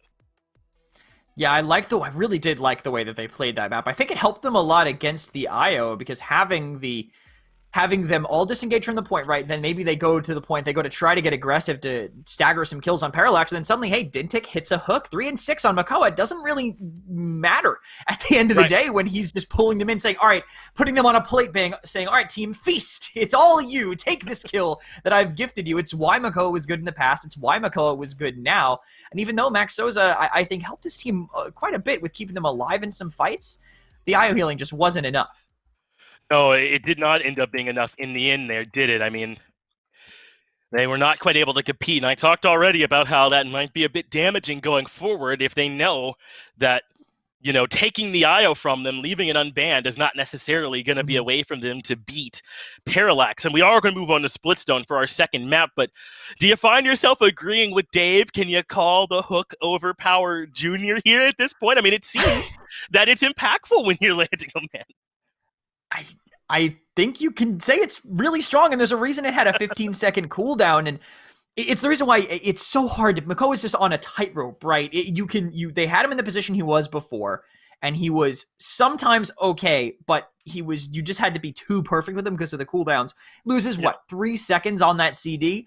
Now he's top pick and banned again. I do think it is mostly because of the shield, yes, but it still just shows the Hook is that good of an ability that when it's on a 16-second cooldown, a 14-second cooldown, it's still, you have to think about it all the time, and it will just set up your team for free a lot of the time. It's an execute on a small cooldown. Absolutely powerful there for Parallax. That's how they win map number 1. We are indeed on to Splitstone here for map 2. And this is a map where that push can be difficult at times, right? You have so much work to get past that initial corner right beyond the mid, and then that final one is brutal as well. So maybe this can be one where In Control can slow things down. They are in that first pick position, and they're banning away the Makoa this time around. They do not want to deal with that on the other side. But once again, IO is open, and I don't know if you're In Control. Do you feel like you have to pick it exactly? They end up passing on it here this time and take the Andro instead. This is a map where you can kind of overwhelm the IO, though, because this is the exact map where IO got picked and hard dove in the PCML by Eugene into Team Merc and Keyboard a few days ago. So Andro, a big part of that too, if you can get that high ground. Better than when they were Teams Bobby and Team Weimer. I'll say it's definitely better than that. So good. Buck and Strix on the other side, though, they're just playing this kind of DPS priority here. This is one of the best triple deeps maps in the game, so it makes sense, right, to aim in that direction early in the draft. Yeah, and I wonder if In Control are going to feel as though they need maybe a Kinessa to work with the Strix. You don't have to on this map, certainly, but maybe they're not going to go that direction at all. Instead, they do end up going back towards this IO. They knew Parallax weren't going to prioritize it. So this is an interesting way to approach it. I know you don't necessarily love IO on this map, but if you know Parallax aren't going to take it, use that first slot to prioritize an Andro and then come back and scoop IO later. Yeah, it's definitely, I think it's a smart choice to do. If you know they don't like it, I'm not sure Outlander's comfort level on IO. I'm sure he can play it. He's clearly an amazing support player. There's no way he won't be able to pick it up. But IO into Nando is actually a matchup I hate. Not as the IO, but as the Nando in particular. You go on point, they throw Luna on the point. If you can't blow it up immediately, you're just getting, the Luna stun goes through your shield, making things a lot more difficult to survive. So BG they've given themselves a tough, I think, tank fight into that. This time on a map where maybe it's a little bit easier to shoot the Luna, but when you want to get aggressive, Luna will be probably in hiding, protecting the team, as opposed to trying to force that cap time. Ooh, In Control with some good adjustments. They banned away the Makoa earlier, now taking away the Shaolin there from them. I don't know if they were going to take it here. I mean, obviously, they still need a little bit more help on this squad. They do indeed go to the Grover. So now it's the Grover and the Corvus here for Parallax Gaming, supporting this Buck Strix. They're going to be looking for the dive and letting this Nando, I suppose, solo tank on this. I think it might be too passive. I think this might be too passive of a comp for Parallax to play into the IO. I mean, it's super healy, super sustainy. What are they going to kill? But what do they need to kill if they just win the cap, right? If they just have IO and Aura Rom all trading on that objective, I don't know what they're going to outkill. Let's see how Parallax can make their way through the sustain, through the ability to capture, and still have all 5 members potentially in a fight elsewhere. Splitstone Quarry, indeed, will be map number 2. And despite the way that In Control started map 1 well, it's Parallax that ended up winning it 4-1. It ended up being pretty lopsided, so they got to turn the momentum around here on the second map. And they have... I think In Control have the comp to do it with this right now. I do like the DPS duo that they have, Andro and Shaolin. Definitely high skill, high reward from the two of them as long as they can perform. And of course, we know In Control have that skill behind them, but looking at the DPS on the other side, the Buck will slow them down, but I think In Control might want this to be slow, having the ability to cycle everything on and off point.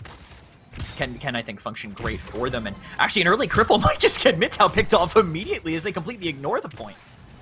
Well, pretty close, but Not quite enough to be able to complete that kill. He makes it back towards safety, and In Control have already, thanks to Io, gotten a nice little bit of capture going in their way. It's 21%, but they're all stacked up in Lava Wall, so Parallax seem to largely just give up on it. They do leave the Buck over there, but everyone else has moved up. Everyone else on the high ground, and then one obviously out contesting onto the point. So not a bad split for Parallax here now. I believe it was the Strix who had the Bulldozer. Krez, you'll have to tell me if that's normally where you put that, but obviously he'll be the one trying to make sure they can deal with this Io, as Amadeus heads up top to contest a little bit. Still slower paced on the start here of this one, and maybe you saw why. Amadeus took a ton of damage for poking his head out, comes back, but there's our very first pick, goes over to In Control again, as Ice Monkey's already fallen. So Amadeus looks for a return kill. It is not there. He falls instantly. Yeah, just taken down pretty much right away, trying to follow up on this, and they might lose Tuga too. I think no CC, because Dintic used it early, but he will actually manage to get out. And the Strix Bulldozer thing you mentioned earlier, it makes sense. If it's going to be on the point, he's the one who's going to have to deal with it as Tuga gets torn down. Dozer doesn't help with Realm, but doesn't hurt. He'll find that pick also, and Amadeus might even get picked off again up top. Chris, they just took it, right? I mean, those two kills were obviously critical for it, but it wasn't as if there was even that huge of a fight over it. 3 picks go their way, and Parallax had mid-control. In Control spent so much time stacked over in Lava Wall, and they never really were able to materialize that to much more. It's Parallax who have been the aggressors, but maybe that changes now. Amadeus gets a double kill, getting rid of the Strix and the Buck, and maybe even a third. He gets a triple kill, taking care of Kronzi, and that's not a bad way to respond after giving up the mid. No, it's a quadra. Honestly, Amadeus is probably a little sad that his quad was 2 people running into the fidget spinners because they knew they were going to get staggered out, but you still got a quad. Don't look a gift horse in the mouth. He'll take that in stride, but In Control can't take this retake in stride right now. They have to get out of here in a flashbang. Yeah. It doesn't end up connecting, but it does set the pace for Parallax to want to continue to go forward and aggress. Well, this Grover has been playing aggressive as well. I guess that's kind of what he's afforded in a world where they also have this Corvus working, but Ice Monkey can't make it back towards safety. Midtown gets that kill. And this is that double-edged sword of looking for that zone. When you end up getting picked like this, you can give up a little bit of that progress there on the cart. Now, obviously, they'll be spawning back in front of it, but maybe they've made things a bit too easy, as Mitau happily trades here with Toga. A winning one for him as they get a nice little stagger kill there. And even force Ice Monkey back off the high ground, so this belongs to them, and whoa! Mitau wants to keep going, but while he moves forward. And indeed, opens up some more ground for the team, even sets up for Soza to fall. That's a huge kill and gets Kaiser as well. This early part of the game is going to be so good for them. All this healing, all this stacking up, just impossible to kill. You saw Mitau at 1 and then got Grovered and bulk upped and got Corvused right within a few seconds of each other. So just so hard to take down the players on Parallax Gaming this early in the game, but a Heat Haze might help In Control hang on.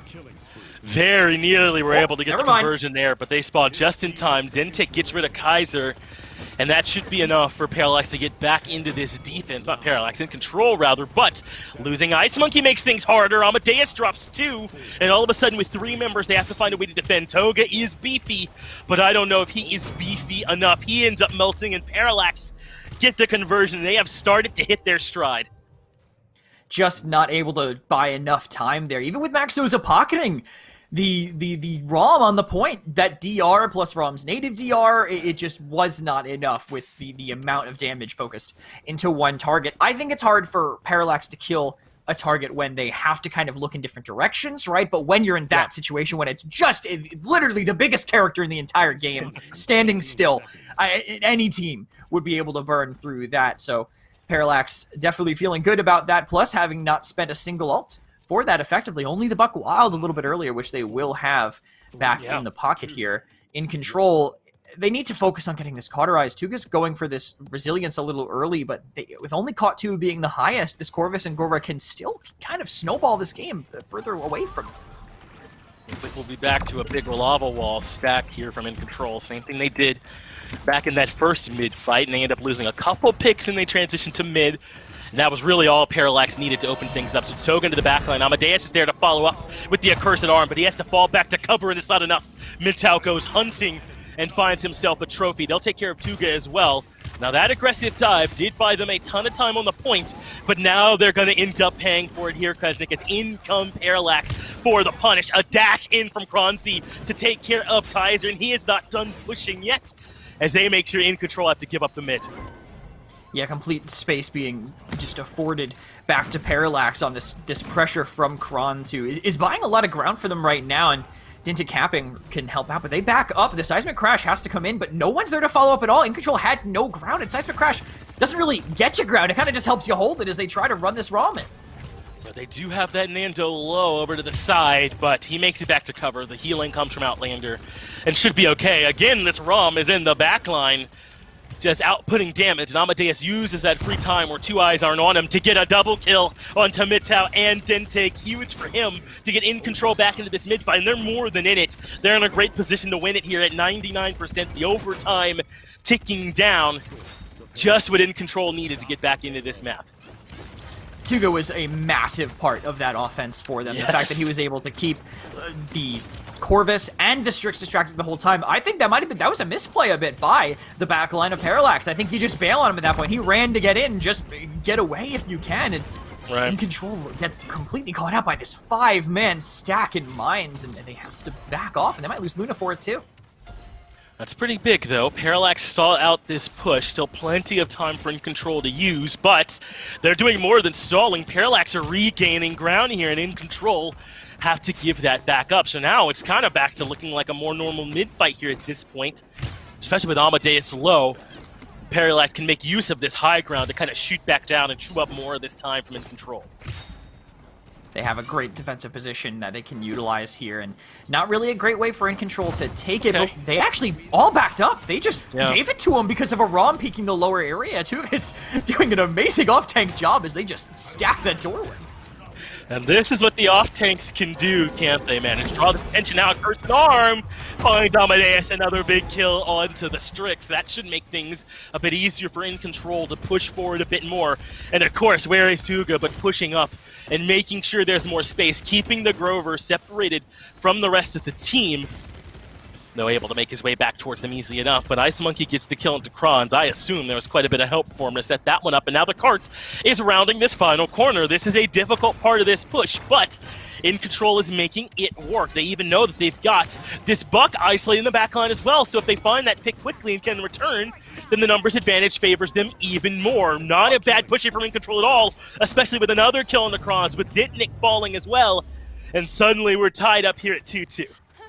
Kronz with the tank main reaction that I know the pain. As Seismic Crash is coming in, he's like, oh, damage, I need to shield this. And then he gets 8 seconds added back to the cooldown immediately as it gets knocked down. But that Seismic Crash by Ice Monkey, I think it's decent to use there. He's charging it pretty fast, as is even with his lower damage compared to some of the rest of them. But In Control, I liked how they pounced on Midtown in the backline. They know that the stacking is what's going to help Parallax win this when they have all their damage and all of their healing kind of in the same area. So one person's isolated, they have to take it, right? They have to pounce on that chance as soon as they get it.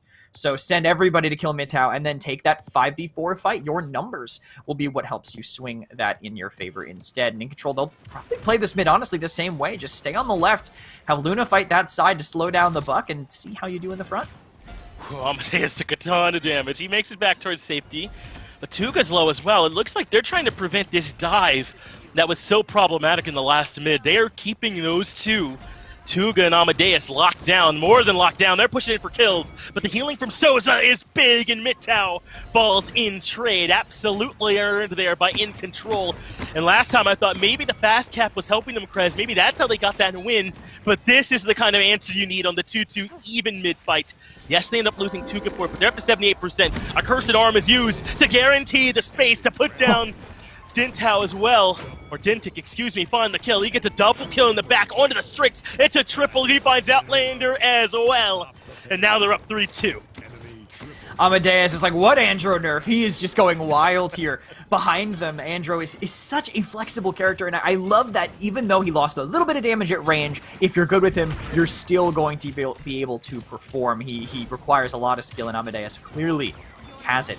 They're in the back line in control. So aggressive already. The card's already around that first choke point, and they're even ulting to push it, but they didn't stun a single person, but they still immortaled the counter.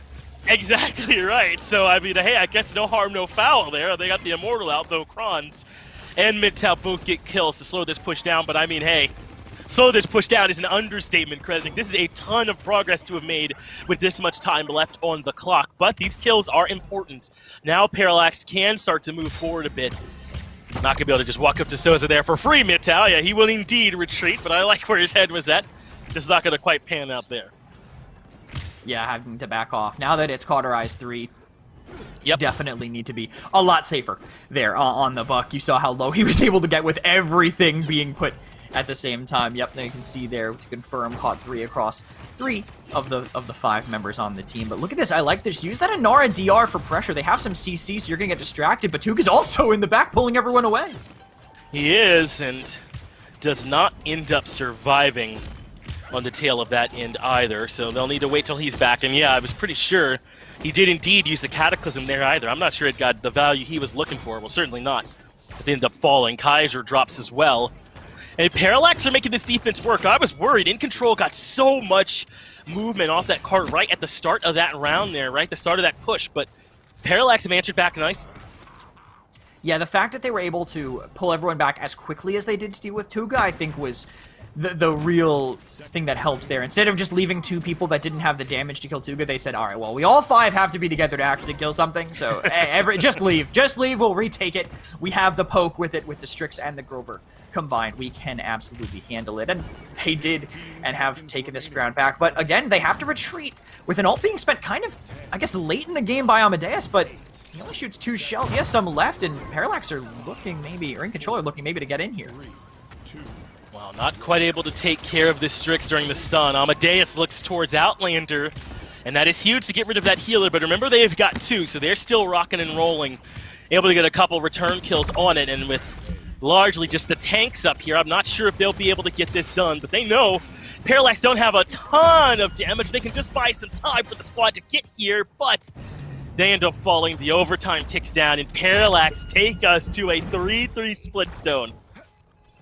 Yeah, In Control tried to make it happen. They were willing to spend ults. Another Seismic Crash spent in this final cap. Clearly, they just do not value it at all for these mid-fights. But you can tell the big difference there in that not getting converted was the impact that Rom had in that game from that entire push from start to finish. He was out-damaging his Inara by like 15,000 last round, and now the Inara has slipped ahead of him. So just a complete shutdown, I would say, to what was happening there from him. Yeah, Inara now 9k ahead, or 7k ahead, excuse me, they're on that. So they've managed to figure out how to deal with Tuga. I think what that means is Tuga has to try to do his best to turn heads and let the rest of In Control get as aggressive as possible. Force Parallax to think that this ROM is going to be a really important factor, and then just have this Inara walk in and take all this ground he's affording them.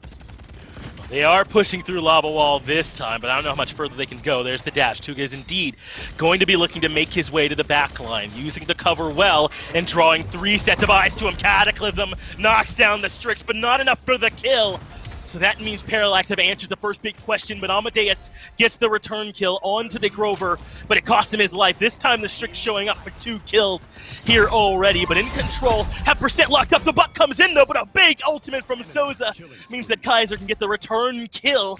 So they continue to trade kills out, but Parallax are the ones moving out into the mid on the back of this Nando looking for ground. I love the Be Gone for survival. It's one of the main uses of it in competitive play, so just seeing it just barely to live against that Buck. He'll charge it up plenty fast here as they actually force them off the objective. In Control managed to retake ground just by shooting that Nando, and might even stagger out Mitau here. I want them to get aggressive, but it looks like Parallax are striking first. Parallax did make their way to move back in towards the mid. The response from Amadeus is the accursed arm, but not the value he was looking for there. Maybe now he can win the duel up against the Buck. You know, Andro loves this melee range, but does not end up winning it. Elsewhere, Kaiser gets the kill onto Kronz as Dentic came in to back up his Buck in that battle. So now In Control up to 99%. They're in overtime, and Parallax no longer have any time to wait. They must move in. Toga looking for the knockup, running through the actual mid, and he's found his way to Dentic for a critical kill. He got some help there from Kaiser to set that one up, but as long as the Nando is here, but Cataclysm gets past the shield, Amadeus finds the first kill, and that is the difference. When Toga gets value in control, win it, and they tie up the set 1-1. Yeah, the ROM doing so much on that refight there, and also just Amadeus pulling everybody back too. Again, if Parallax are split, they're not winning the round. That's what their comp was meant to do. And Amadeus, even though he went in the back and really didn't do anything on paper, right? He fought a Buck, he made a Grover look at him for a couple more seconds.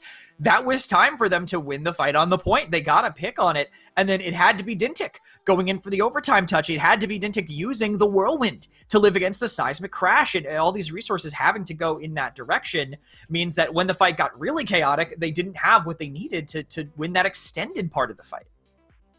Exactly 170,000 damage from the Strix there. That's pretty crazy. Gotta obviously give that one a shout out. But what a round from everyone had to do everything perfectly, right? I mean, that's exactly how you want to use Be Gone. Not the hardest thing in the whole world to use, but that is a big play to make, right? If that Buck gets the kill there, that fight looks so different. So just big. Everyone kind of doing what they need to. And now we move on to Stone Keep here for this third map. This time, though, In Control, they're going to have to respond. They've made the IO work once. It didn't work the second time, or the other way around. Didn't work the first time, did the second. I'm wondering if they're going to keep going back to this pick, especially here on Stone Keep. I think you can, but I think it does it might have to be a little bit later in the draft. I think it has to be a specific draft where you play on the outside more than anything, right? Just having the Luna in front of you so you can protect it, while then maybe putting a tank in both doorways, right, on both staircases. It's a great way to play that style, but I don't know if you can really commit to it early, and if anything, maybe Parallax just banned it after that. I know it wasn't a huge factor in it, but Parallax might have felt like the extra cap time was overwhelming. Yeah, and if you're Parallax, I think this might be a good time to adjust the way your backline is well, right? I mean, they didn't have a ton of damage with the Buck Strix combo last time. I think maybe you could say the Grover was the third one there trying to contribute as well, but I don't know if that's exactly the comp they're going to want to take here into Stone Keep. Maybe some adjustments they're going to need to make in terms of where their DPS is going to come from or how they want that composition to look. It was close, but it just didn't quite work for them on Splitstone.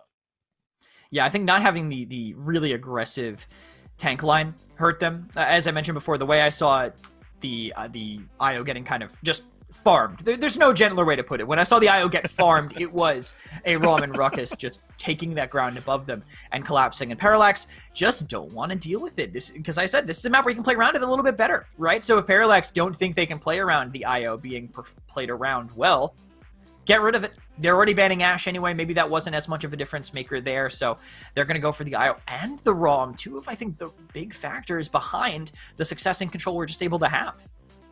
But that's huge, right? Now In Control have forced Parallax to put some respect on the IO. I'm not saying that it was stubbornness from Parallax. I think maybe they wanted to make In Control earn it, prove that they can get an actual map win with it and not just make the pick look good itself. And now that In Control proved it on Splitstone, Parallax are going to ban it out. And they're going to go back to this Damba that they had back on map 1 as well. I think this makes a ton of sense for the way that Parallax has played this so far, prioritizing their own support and then taking away what's worked for In Control so far. Why first? Out of all the things to take, I mean, Corvus is up, yes, but there's still a lot of great DPS up. You could have ended up with a Corvus. They could have taken the Ashe that they've been banning in the past. Yeah. Just strange to me to see them prioritize the Damba that highly, but I can't think of anything he does in specific here other than just be a good support that Outlander is clearly very comfortable on, but they're ending up with their Bomb King. They can't be unhappy about that, but Xin with Guillotine can make mid-fights a lot harder to win, and they clearly were worried enough about whatever they're going to have playing Ashe on In Control to ban it earlier, so In Control has something to prove with what this Ashe can do here on Stone Keep. They do. And they're going to have to find a way to do it through this Inara over here from Parallax. This is another bit of an adjustment for them. It's largely been the Nando so far, but in a world where they can get to this Inara first, they seem happy to take it. And obviously, you love Bomb King and what he can do on Stone Keep. But now, Amadeus gets to continue running it back on this Andro, right? Plus, they got the Terminus Ashe frontline. I mean, this is a really strong draft. It just depends on what they want to have heal it, and they could still have Corvus to heal up. What? For this in-control draft? I mean, hey, it's pretty good to me. Let's don't No, right? No, here's the thing. This is the now if Parallax pick the Corvus here and then they run the stun Damba. Oh no, they're gonna get Torvald. So it is actually effectively double and Torvald still, which wasn't first picked by the way for the Damba, but apparently Parallax can just get it whenever they want. But it's gonna be a Spexy on this Bomb King with a Torvald with a Damba pocketing him. That's scary. That's terrifying. And in control are saying, all right. Our Terminus, if our Terminus isn't directly in front of this Bomb King the entire time, we are going to get overwhelmed. But they have a fantastic draft, this double flanker that they're both comfortable with, having an Execute for that Inara, having the Terminus Siphon to negate a whole lot of damage. In control, they can't be feeling too bad about losing Io and Rom when this is the whole picks that they end up running away with. Yeah, you forced us down to this composition, right? Does not feel bad at all. But I suppose if you're Parallax, you knew you were going to get to 9th pick Torvald to just go ahead and take Damba in that first overall spot there. Let's move on to Stone Keep, map number 3. And this is a big map. Obviously, when it's 1-1 and you get the chance to go up and put the other team under some pressure, it's so important here. But it's also important because this is the first time Parallax have banned the IO. Is that just going to be the answer for them here to be in control? We'll get to find out. It's going to depend a lot on how they play this map, I think. Just looking at their composition, they probably wanted to be inside, but it's so hard to do that against a Terminus who can siphon in front of you. But wait a minute, they're giving it to him. They're just putting Term on point instead, and the high ground is being just given to Parallax. They're just that afraid of a Spexy on this Bomb King who has already taken this area, and they're stuck now in the low ground getting potentially poked out. Yeah, Parallax happily moving up into this keep high ground, right? Midtow on the Cassie looking for damage, but too much went his way, so he had to retreat. Outlander with the difficult task of keeping all of them healed, and can't quite do it for Spexy. There we go, got him back on the right name here this time, but he's looking good. Not exactly, though, right? He's way back in base. It's in control who are looking good, as they're already up to 69%. And holding that well. Though Midtown starting to push forward here a little bit and winning the duel up against the Ash. A little backup there from Torvald. That's what that bubble can do. As Toga ends up dropping a Spexy low in the back, but the healing is there from Outlander. Maybe it is time for them to look for a bit of a retake. They get the Inara out just in time and then control up to 99%. They're going to have to hold it from here on. And Ice Monkey going down, that's a really rough timing, especially with the rest of these kills now coming in. They're still staying aggressive here in this church area. Even if they lose Midtown, they won't. He actually won another 1v1 against the Ash. I'm still curious now why they banned it before. They're going to have to throw theirs into touch, but he just got nullified. Yeah, he didn't even get a chance. He at least got the overtime there to proc, but no one else can make it in. Oh, yes, they certainly can. The shoulder bash there from the Ash is huge, and in control can indeed contest. That's big for them, but not enough for them to get the actual dub. It goes over towards Parallax. Now King Bomb is the response to lock down Tuga, and 3 kills go their way. A double for a Spexy. Maybe getting the name back was pretty big for my man as he's turning this mid-fight around. Yeah, his brother was playing on the other account last time, and now Spexy is back and showing what he can do with this. And a missed spite in the back line. I mean, Outlander's pressured, he's forced back, but Kaiser trades way out of sync with the rest of his team. If they can manage to be aggressive up top, in control might get staggered even more as this Ash gets forced to disengage. This is big. Good work there from Kronz with the wall to try and lock down Ice Monkey, and lock him down he does. Seismic Crash committed, and Midtow is the one that gets the kill for it on the back end. So a minute 40, and Parallax have already made great ground. Obviously, this is your nightmare situation, right? Torvald and Bomb King on this high ground contesting you with the bubble potentially as well. So there's the shoulder bash in order to push them back out, and they really needed that. A lot of ground re-earned, but this is what Bomb King does so well over the shield. He kills Tuga anyway. Yeah, that bubble with the Torvald, by the way, apparently not thanks Grandpa. It is field study for that damage boost, so just saying, hey, we don't want this sustain. We're not playing it for the sustain. We're playing it because Spexy is just so damn good that we want him to do the little bit more damage that he's going to do is enough as a Hyper Beam just completely sends the Ash flying away. You trying to contest us on the high ground? Not when it's working! It's working! And it pushes him back. Parallax with more and more control as Midtown takes care of Ice Monkey. Tuga drops as well. Dread Serpent to get them off of the point. And my goodness, Kresnik has the pace of this set changed. Parallax complete control as they find the 2-0 to start. And barely any only the DPSs have gone down. The Torvald and the Inara basically KDA twins here. As this first pick Damba continues to work out, it seems, for Parallax Gaming. It's definitely did not expect it to be looking this good, but paired with what they have, I guess, give a Spexy Bomb King and you can pick 4 Groks around it and you might still be okay, it seems here. But Mitow's also doing a great job here, I think. He's just completely zoning out Tuga. I mean, he won 2 1v1s with him effectively in a row there, once in the high ground and once in Banana. So this Cassie, even though it's not a pick that people are really prioritizing these days, it fills in the rest of your champ pool fine. And Mitow is making it look like maybe teams need to be looking at it a little bit earlier. Hey man, even when I wasn't part of Paladins, I remember Cassie just being a fine pick to lock in. Seems as though it's still true, does enough to make Amadeus nervous, but not to stop the Accursed Arm for finding value. Tuga finishes up that job, and Aspexy drops early, but Aspexy dropped early on the last mid-fight, so maybe it's not all doom and gloom. But last fight, In Control did not have the fast cap working in their favor, and this time it is already beyond 40%, and making it hard for Parallax to find a way back in. Another big part of why Aspexy dying in the last mid wasn't as big of a deal was because he came back and then took a different angle to fight from. He actually kind of flanked them and made things a lot tougher for them, but now they're all in the same angle, and the spite makes it so they can't even touch the point. King Kaiser dies for it, but they guarantee the cap. Yeah, certainly worth it for him. Now he just needs his team to not lose too much on the back of it. Amadeus gets 1 return kill, make it 2 as he gets a double. But Aspexy is here to respond. He and Dentic both put down Ice Monkey and Maxoza, not respectively, the other way around, and it ends up working for him.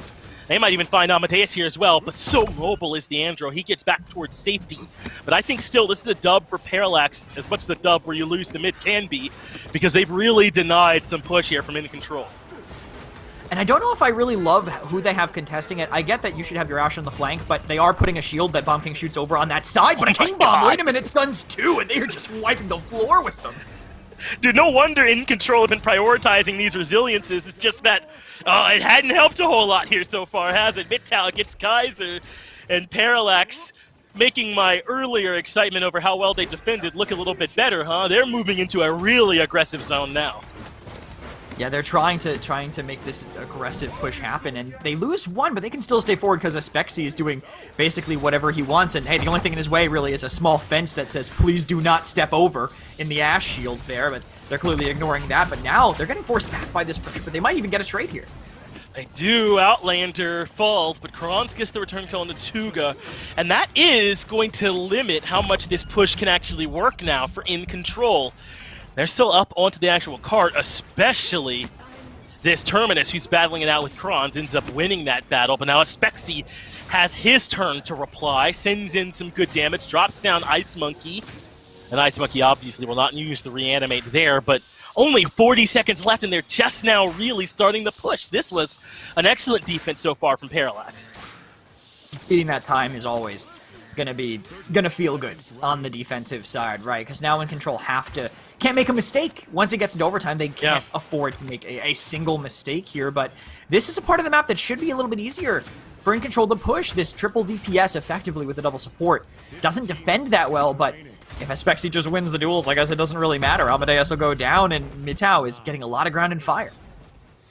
Does have to retreat there just a little bit, but I think this is a job well done already, especially there with no way for them to really make their way back in. Parallax will get the defense, and all of a sudden you're 3-1. Hey, man, it's kind of my only point, but that's why falling down 2-0 is so bad, is that when that offense doesn't work, suddenly you're in this 3-1 mid. You have to win.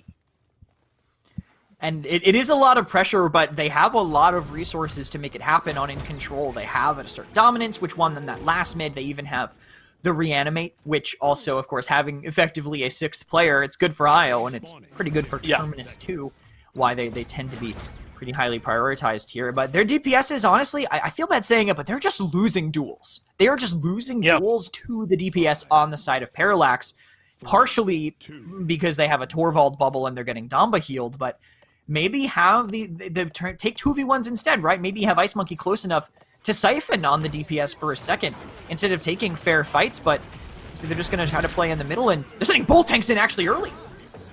They are. Now we're getting our first church side battle, and already a bunch of ultimates down here for Parallax, willing to commit a couple, and there is the reward for them. Spexy and Kron's both getting a couple kills. Ice Monkey knows he must contest here on the mid, and he's got the reanimate, so he'll have a second life in the bag if he needs to come back, and they certainly need him to come back, but he won't use it here either. I don't think there was anyone else there with him. If he respawned, it would have just been into death, I suppose. Yeah, there was no way to make it happen, really, if they stood there for it. And maybe he's feeling like he should now because he's being tickle-beamed all the way back to spawn here, and they're relying a lot on this Ashe, I think, now to touch, but they might have the Nullify in the way. Good block there happening from a Spexy, and that's all that it took. The Spite interrupted, and Parallax get the win there on Stone Keep. Not a bad way to respond after split stuff.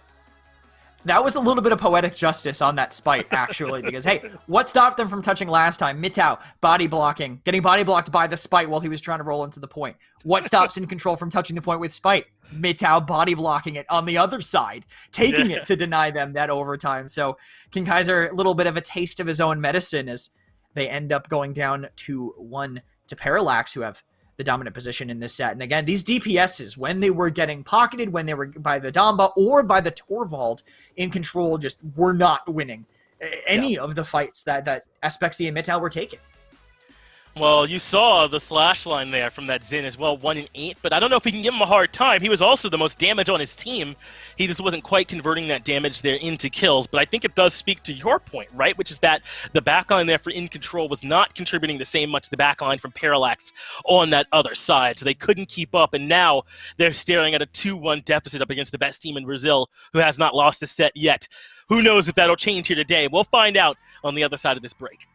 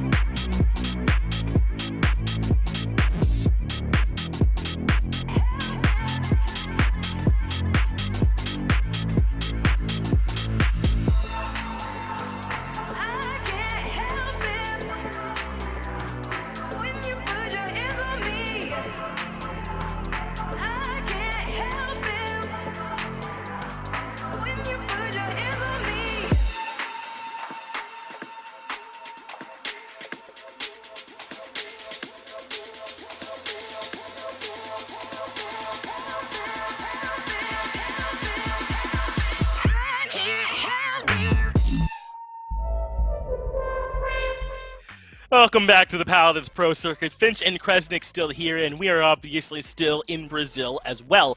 Parallax and In Control looking like a 1 in 3 seed here right now, as this battle has been close, but it recently started breaking towards Parallax.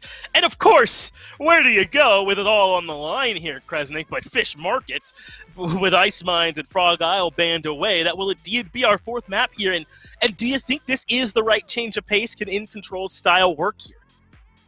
Definitely a map where you can't play Bomb King, so at the very least they're taking that away from Aspexy, if that's maybe all they're worried about. And it's also a pretty solid IO map, I think. If you can throw her on the point and get aggressive quickly, that forward zone can make it almost impossible to actually walk through. So In Control playing a little bit more towards potentially their comfort, but they want to make Parallax still a little uncomfortable. They're going to get rid of a pocket to start, as Parallax hit them back right where it hurts. That IO ban got them a pretty dominant win on the last map, and they're hoping I can do the same here. Well, right now, Parallax have proved that even when In Control get the IO, that's a 50% win rate, right? They on maps 1 and 2. And so far, when they ban the IO, they're 100% win rate. So not bad data being gathered here for Parallax so far. This is another chance to see. And wow, I mean, I talked about how the Zen ended up going 1-8 last game, but its impact was clearly felt with that 61,000 player damage, right? So they ban that Zen away from In Control, who go to the Corvus right away. Yeah, I think just not wanting to deal with him on this map in particular, maybe his ability to kind of escape from some situations is In Control. I'm surprised they didn't first pick the Dom, but to take it away from them, I guess. But Corvus, clearly something they want to have here on Fish to enable some DPSs. But they, again, give up Torvald. Torvald's not in the ban column. Parallax are going to get him again and pair it with the Leon. This is looking like shades of NIP from 2019. If you... back to 2019. I'm coaching SSG, standing behind them with my Rilakuma little notebook. I see Leon Torvald on the screen from NIP. We've already lost the game, and Parallax, they're probably feeling pretty confident here, especially whether that's a Spexy or Mitau getting those bubbles. Yeah, should be strong already to start here. Now, In Control are going to go back to 2/3 of what has worked for them, right? Normally, they also need the IO in this picture, but I don't think you're feeling bad with just the ROM Andro and obviously a Corvus to keep them all healed. Amadeus has looked good on this all day long, and obviously Tugo was a big part of the reason they won back on Splitstone as well, so maybe they can recapture some of that magic, though they're going to have to do it without one of the key pieces, as even the Inara goes the other way.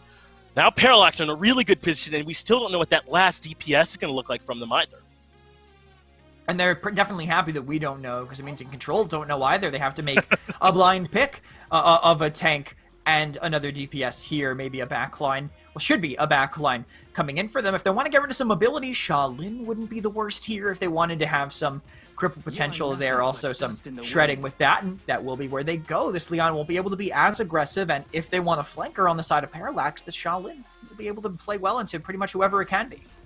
Oh, they're going to go with Milder and Makoa Hook this time around. No, obviously. Just kidding on that one. Shaolin alongside it there also. Wait, I thought you said this wasn't the good Bob King map. No, it wait. Has not No. turned to Spexy. My plan, no.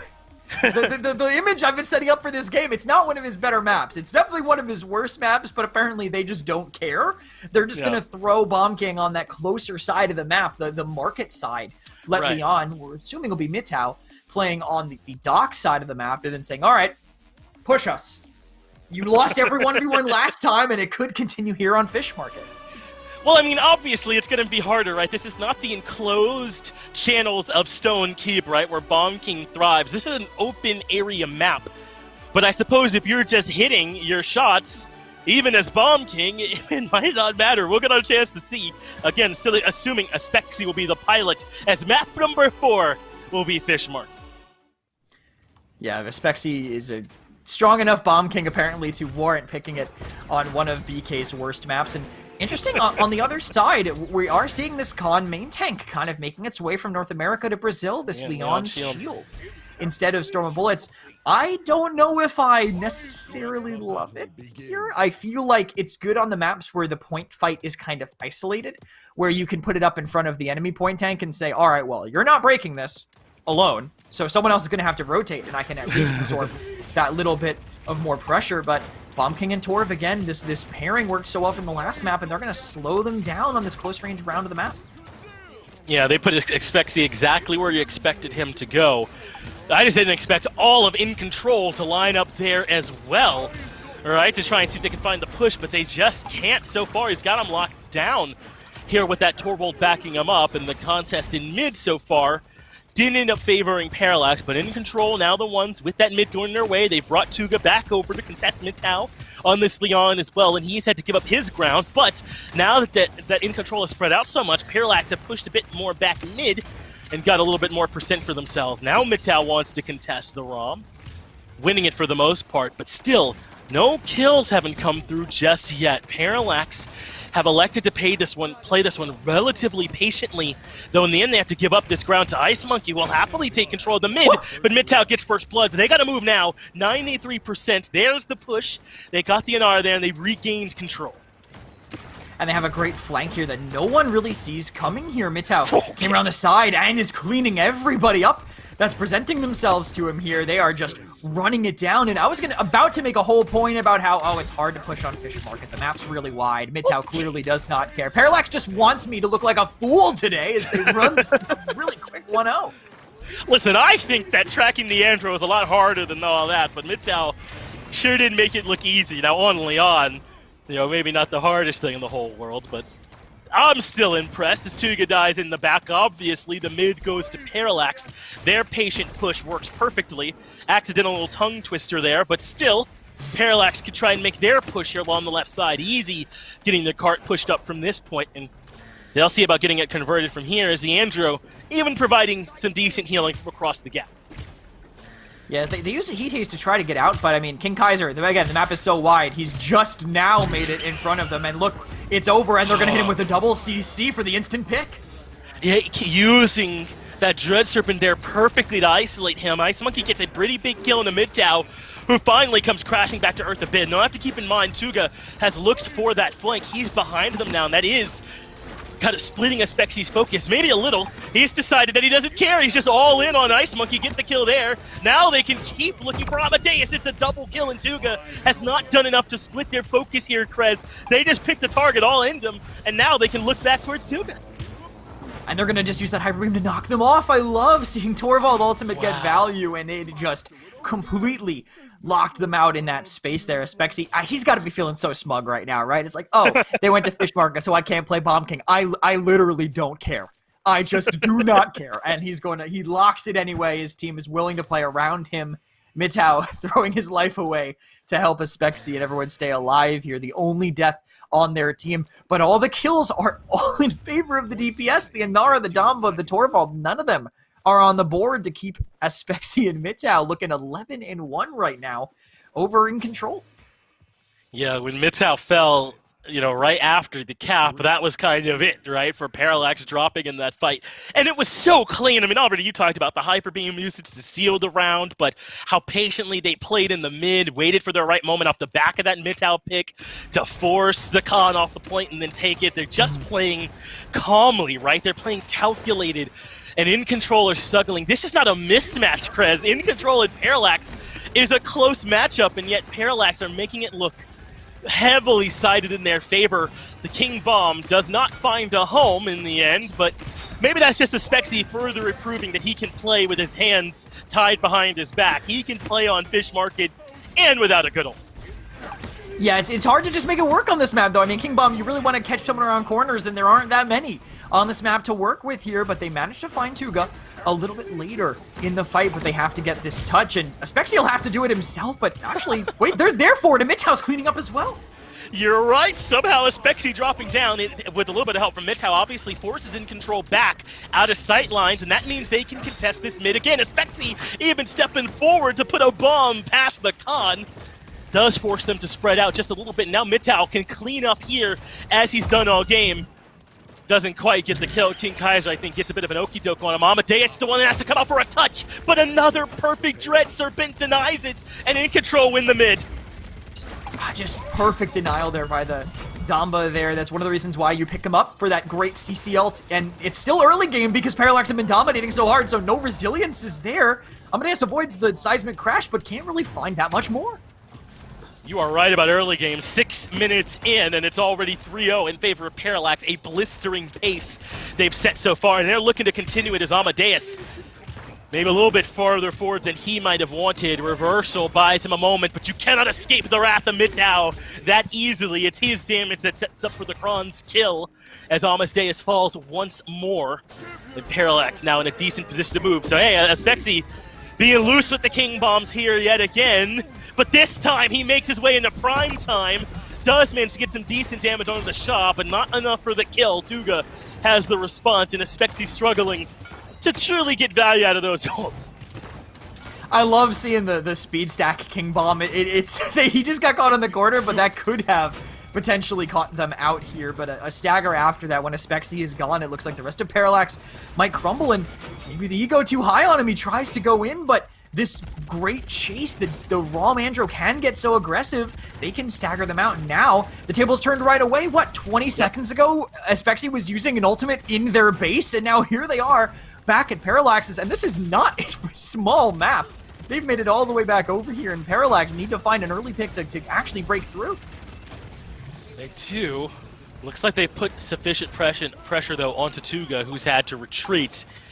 This is where we've seen, particularly in controls, aggressive zones get punished, is in how they disengage from those aggressive zones. Amadeus takes matters into his own hands, but it absolutely does not work. A cursed arm gets punished, and I guess that's one way to make it back in position for the defense, right? He is doing it on the respawn.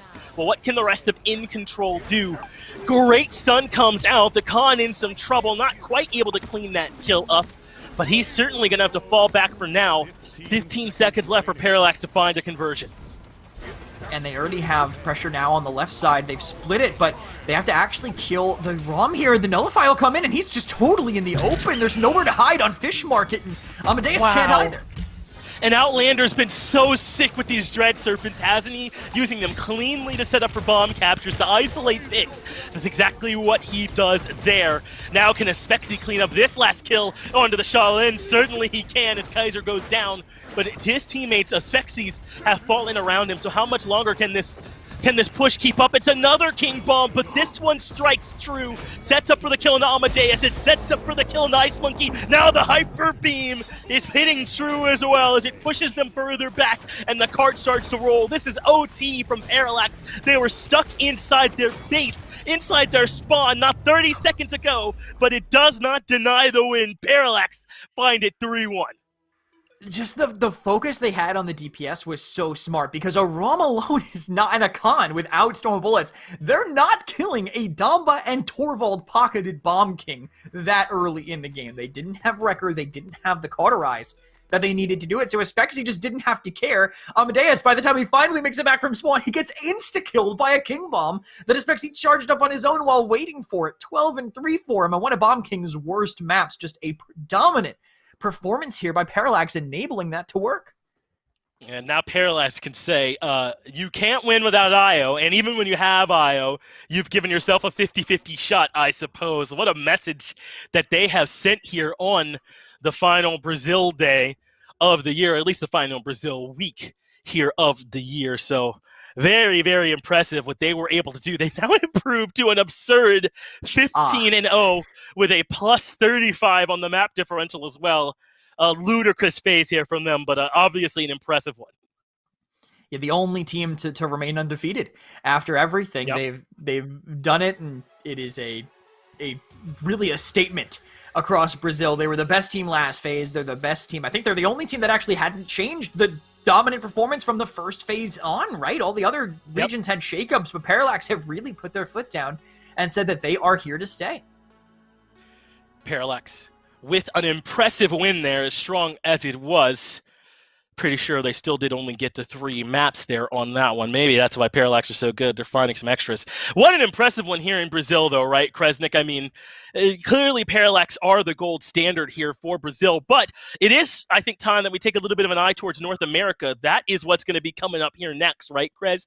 How do you expect this North America region, I suppose, to line up as they get ready for regionals?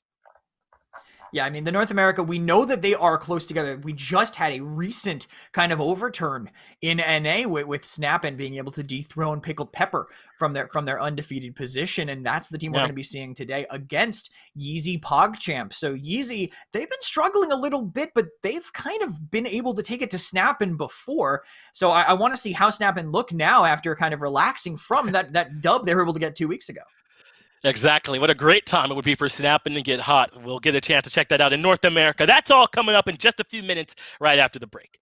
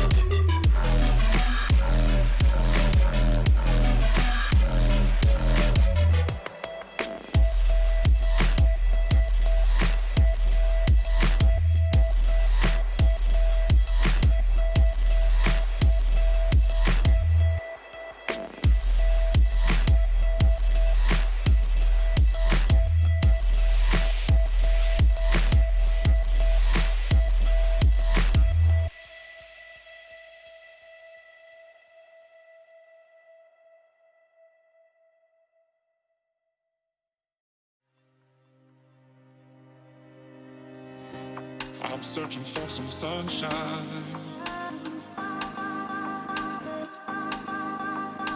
Just need one ray through the dark skies. I gotta look for the bright side. I know we're gonna be alright. I know we're gonna be alright.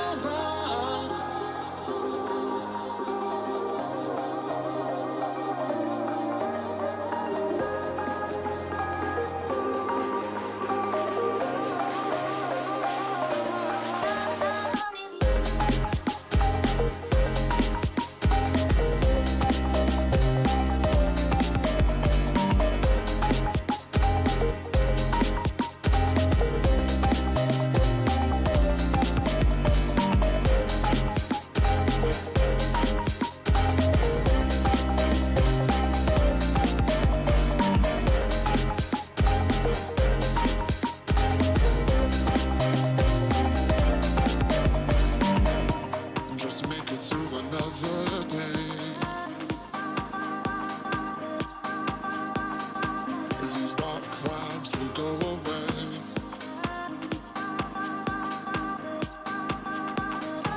I'm holding on to my faith. I know we're gonna be okay. Yeah, we're gonna be okay.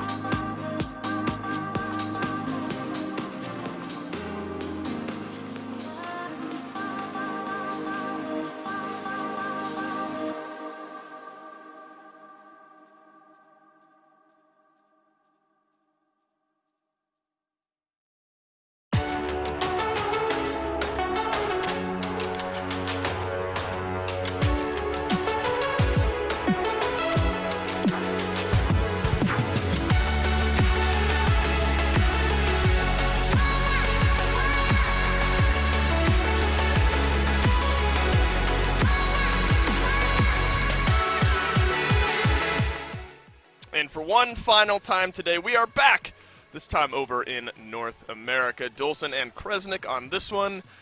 And Kres, this one should be a pretty exciting battle. We'll get another look at Yeezy PogChamp and one final look this phase at Snappin' as well. A couple other fun matchups over here in North America. Sanguine, Flashpoint, Pickled Pepper versus Project. Both should be pretty interesting. But what do you see here, Yeezy PogChamp versus Snappin'? Yeezy as a team have kind of been up and down, I guess, throughout, even though they are ending up 8-6 here. They have a chance to, at the very least, be at the same level win-loss-wise as Snappin', even if they can't overtake them in that map differential. All their losses have been one way, and all their wins have been very close. But they still managed to end it out a little bit positive. They took some games off of these top teams earlier in the season. Project and Flashpoint obviously struggling a bit down there. But Snappin', I mean, they have been, I think, on a recent kind of tear with their success against Pickled Pepper and just how they've been looking ever since they added Penguin to the team. I mean, week one with Penguin was a 3-2 loss to Pickled Pepper. Follow that up with their strong win over them after that. I think Snappin are a team to be worried about going into these regionals next week.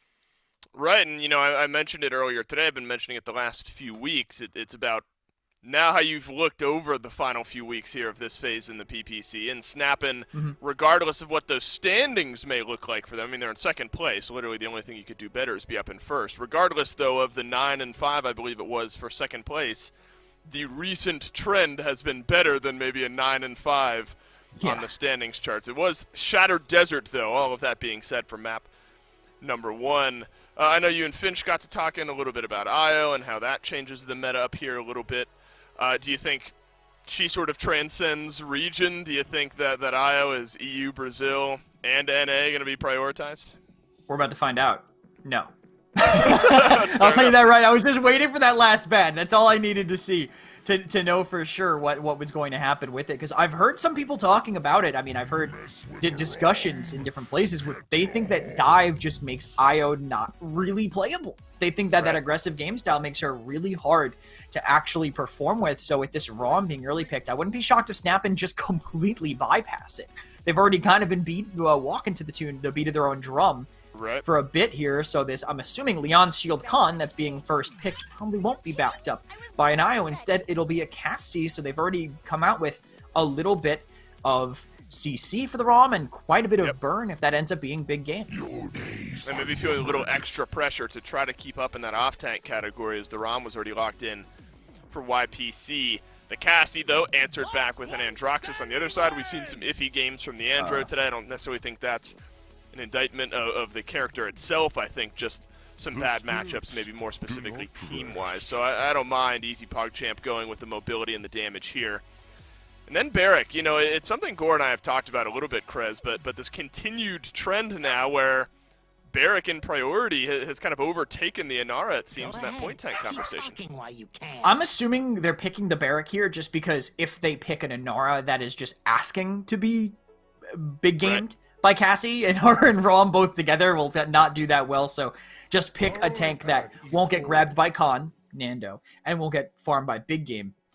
With that Inara, the only one left, that'll be the Barrack, also, of course, enabling them to have that Genos boost as well. But I like what Snappin have so far. They have the CC for the Barrack instead, and they have the Ruckus for the hit scan to get aggressive, too. Strix down the stretch here.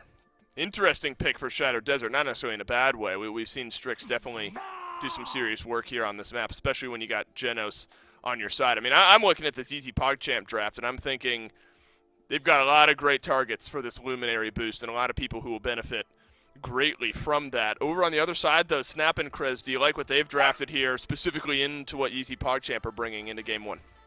Yeah, I really like the Ruckus in. I feel like they can just go into the backline and harass this Genos and this Strix, and if the game goes to their pace, I think they have a great chance to hit first and run away with it.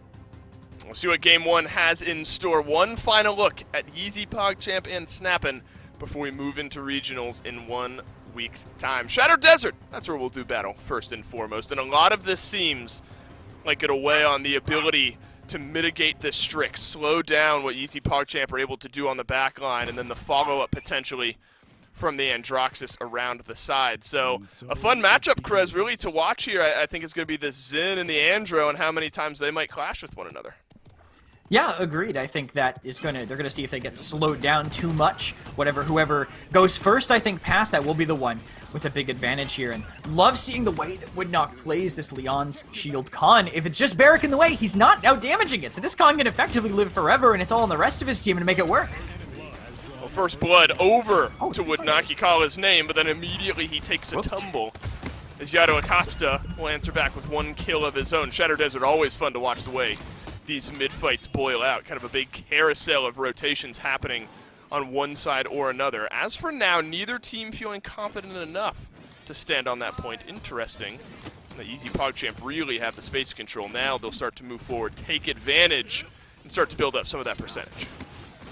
I'm just so used to Woodknock being the Con, I didn't realize that he actually was the one on the Ruckus there. But I like the space that they have right now, the complete swarm on the side, forcing a little bit of a rotation from Yeezy just to block this. But it kind of gives up the other side of the map with the Xin now being able to take that. It's a slow play from Easy PogChamp, but I think they need to up the speed at least a little bit. And suddenly they do, as Yato Acosta has found an opening pick of this re-engagement onto Stigma. There's a Void Grip up on the Khan, but the Battle Shout keeps him alive long enough. You need a moment now if you're snapping an opening even just to get back in, grab yourself a touch, because this percentage really starting to climb into unreachable territory unless you can get a pick or two on the board. 99% overtime looks like it has been reset here, so one final fight might decide it. It's an accursed arm charged up for Yato Acosta, and you better bet he's going to find a kill there, and Reincarnated is the one who goes down. Now there's no Khan, so everyone else from snapping a little less safe with that off-tank off the board. Still a fight brawling out, though, but Snappin's health bar is starting to diminish, and it looks like Easy PogChamp have done enough. I loved the way that Easy played at the very end of it. I was worried about how slow they were taking it, but once they had that first pick, once they had that point control, that's when they could play at that pace and just punish them there. Man. Great ult combo, actually, just deletes Reincarnated from the game, and Easy PogChamp, they're staying aggressive even with the spawn doors right there. And Chris, I know you're a big fan of the through time and space combos with the different ultimates in the game. Yes, so that please. one's always fun to see, instead of just letting it fly. Although we have seen a bunch of multi-kills here this season in the PPC. The more consistent lockdown and snipe down is always going to feel better, I think, than just throwing something at the wall and hoping it sticks there. Much like Mwadak tosses a flashbang at the wall and will connect just on the toes of a Snappin' member who is flying by the side. A nice quick scope there will put down Stigma. Woodknock falls as well. Now the payload's starting to inch its way in there just a little bit closer. With a minute and a half left here, Easy PogChamp in a good spot. You've got Snappin' a little bit staggered out, and Easy PogChamp are going to start to roll this one through. Sin Cara's just going to rumble his way into the backline, and Snappin' have nothing to say about it. Easy PogChamp take a commanding 2-0 lead on Shattered Desert. And the way that Yeezy were playing against Mwadak there made it so difficult for Snappin' to really find any space. I mean, the one person who could was Woodknock, who went in and ulted and died. He couldn't make anything else happen with it, but they had a tank and a support or a DPS in both lanes in the way. If they pushed down the middle lane, he was just far enough back to stop that, so no way to really get onto Mwadak. But the real hero right now is Yato. He's 7-0, he's top damaging, he's having a great performance so far for himself. I think a big part of that is the point tank matchup, and it's kind of weird to say, but Yato, if he doesn't have any luck on the left side, doesn't have any luck on the right side, he's like, all right, I'll go up. I'll shoot down at this Khan, and there's no way he can answer it. So he always has something he can do, even if it's not necessarily a, explosive one. Just chipping Reincarnated will make things a lot easier for Matthew. Well, this is a massive statement that Easy PogChamp is making here, especially with what we said about Snappin' coming into this game, maybe feeling like the hottest team in North America. But that is being slowed down so far. Fast cap, though, on the side of Snappin'. That'll give you a small advantage here on this mid-fight. Spite, that connects onto the ROM. Sin Cara goes down. Great opening kill now from Penguin, but a quiet game from the new star for Snappin'. But maybe this is what heats things up. The ultimates are absolutely going to make a big difference. The overpower doesn't initially get the kill, but it is followed up on a little bit later by the rest of Snappin'. Yato Acosta, Cursed Arm, no kill this time, but he'll dash around to the back side, and the final few shots will finally get rid of Woodknock. This one not clean really from either team, but it feels like Snappin' still the beneficiaries in the percentage department. Yeah, no matter what Yato can try to equalize here, they do still end up losing Matthew. It's just hard to live as Barrack when things get desperate if you run out of cooldowns. And these roots from Bones are actually making things even harder for them on the other side, and no way to touch it. It looks like another root too denies that. As I speak of the devil, Bones is commanding this game.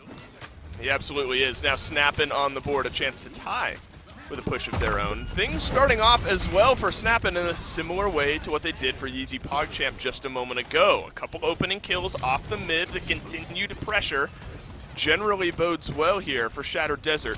If they can get this kill onto Sin Cara, this payload is actually going to start to make its way really close, Kresnik, around this corner here.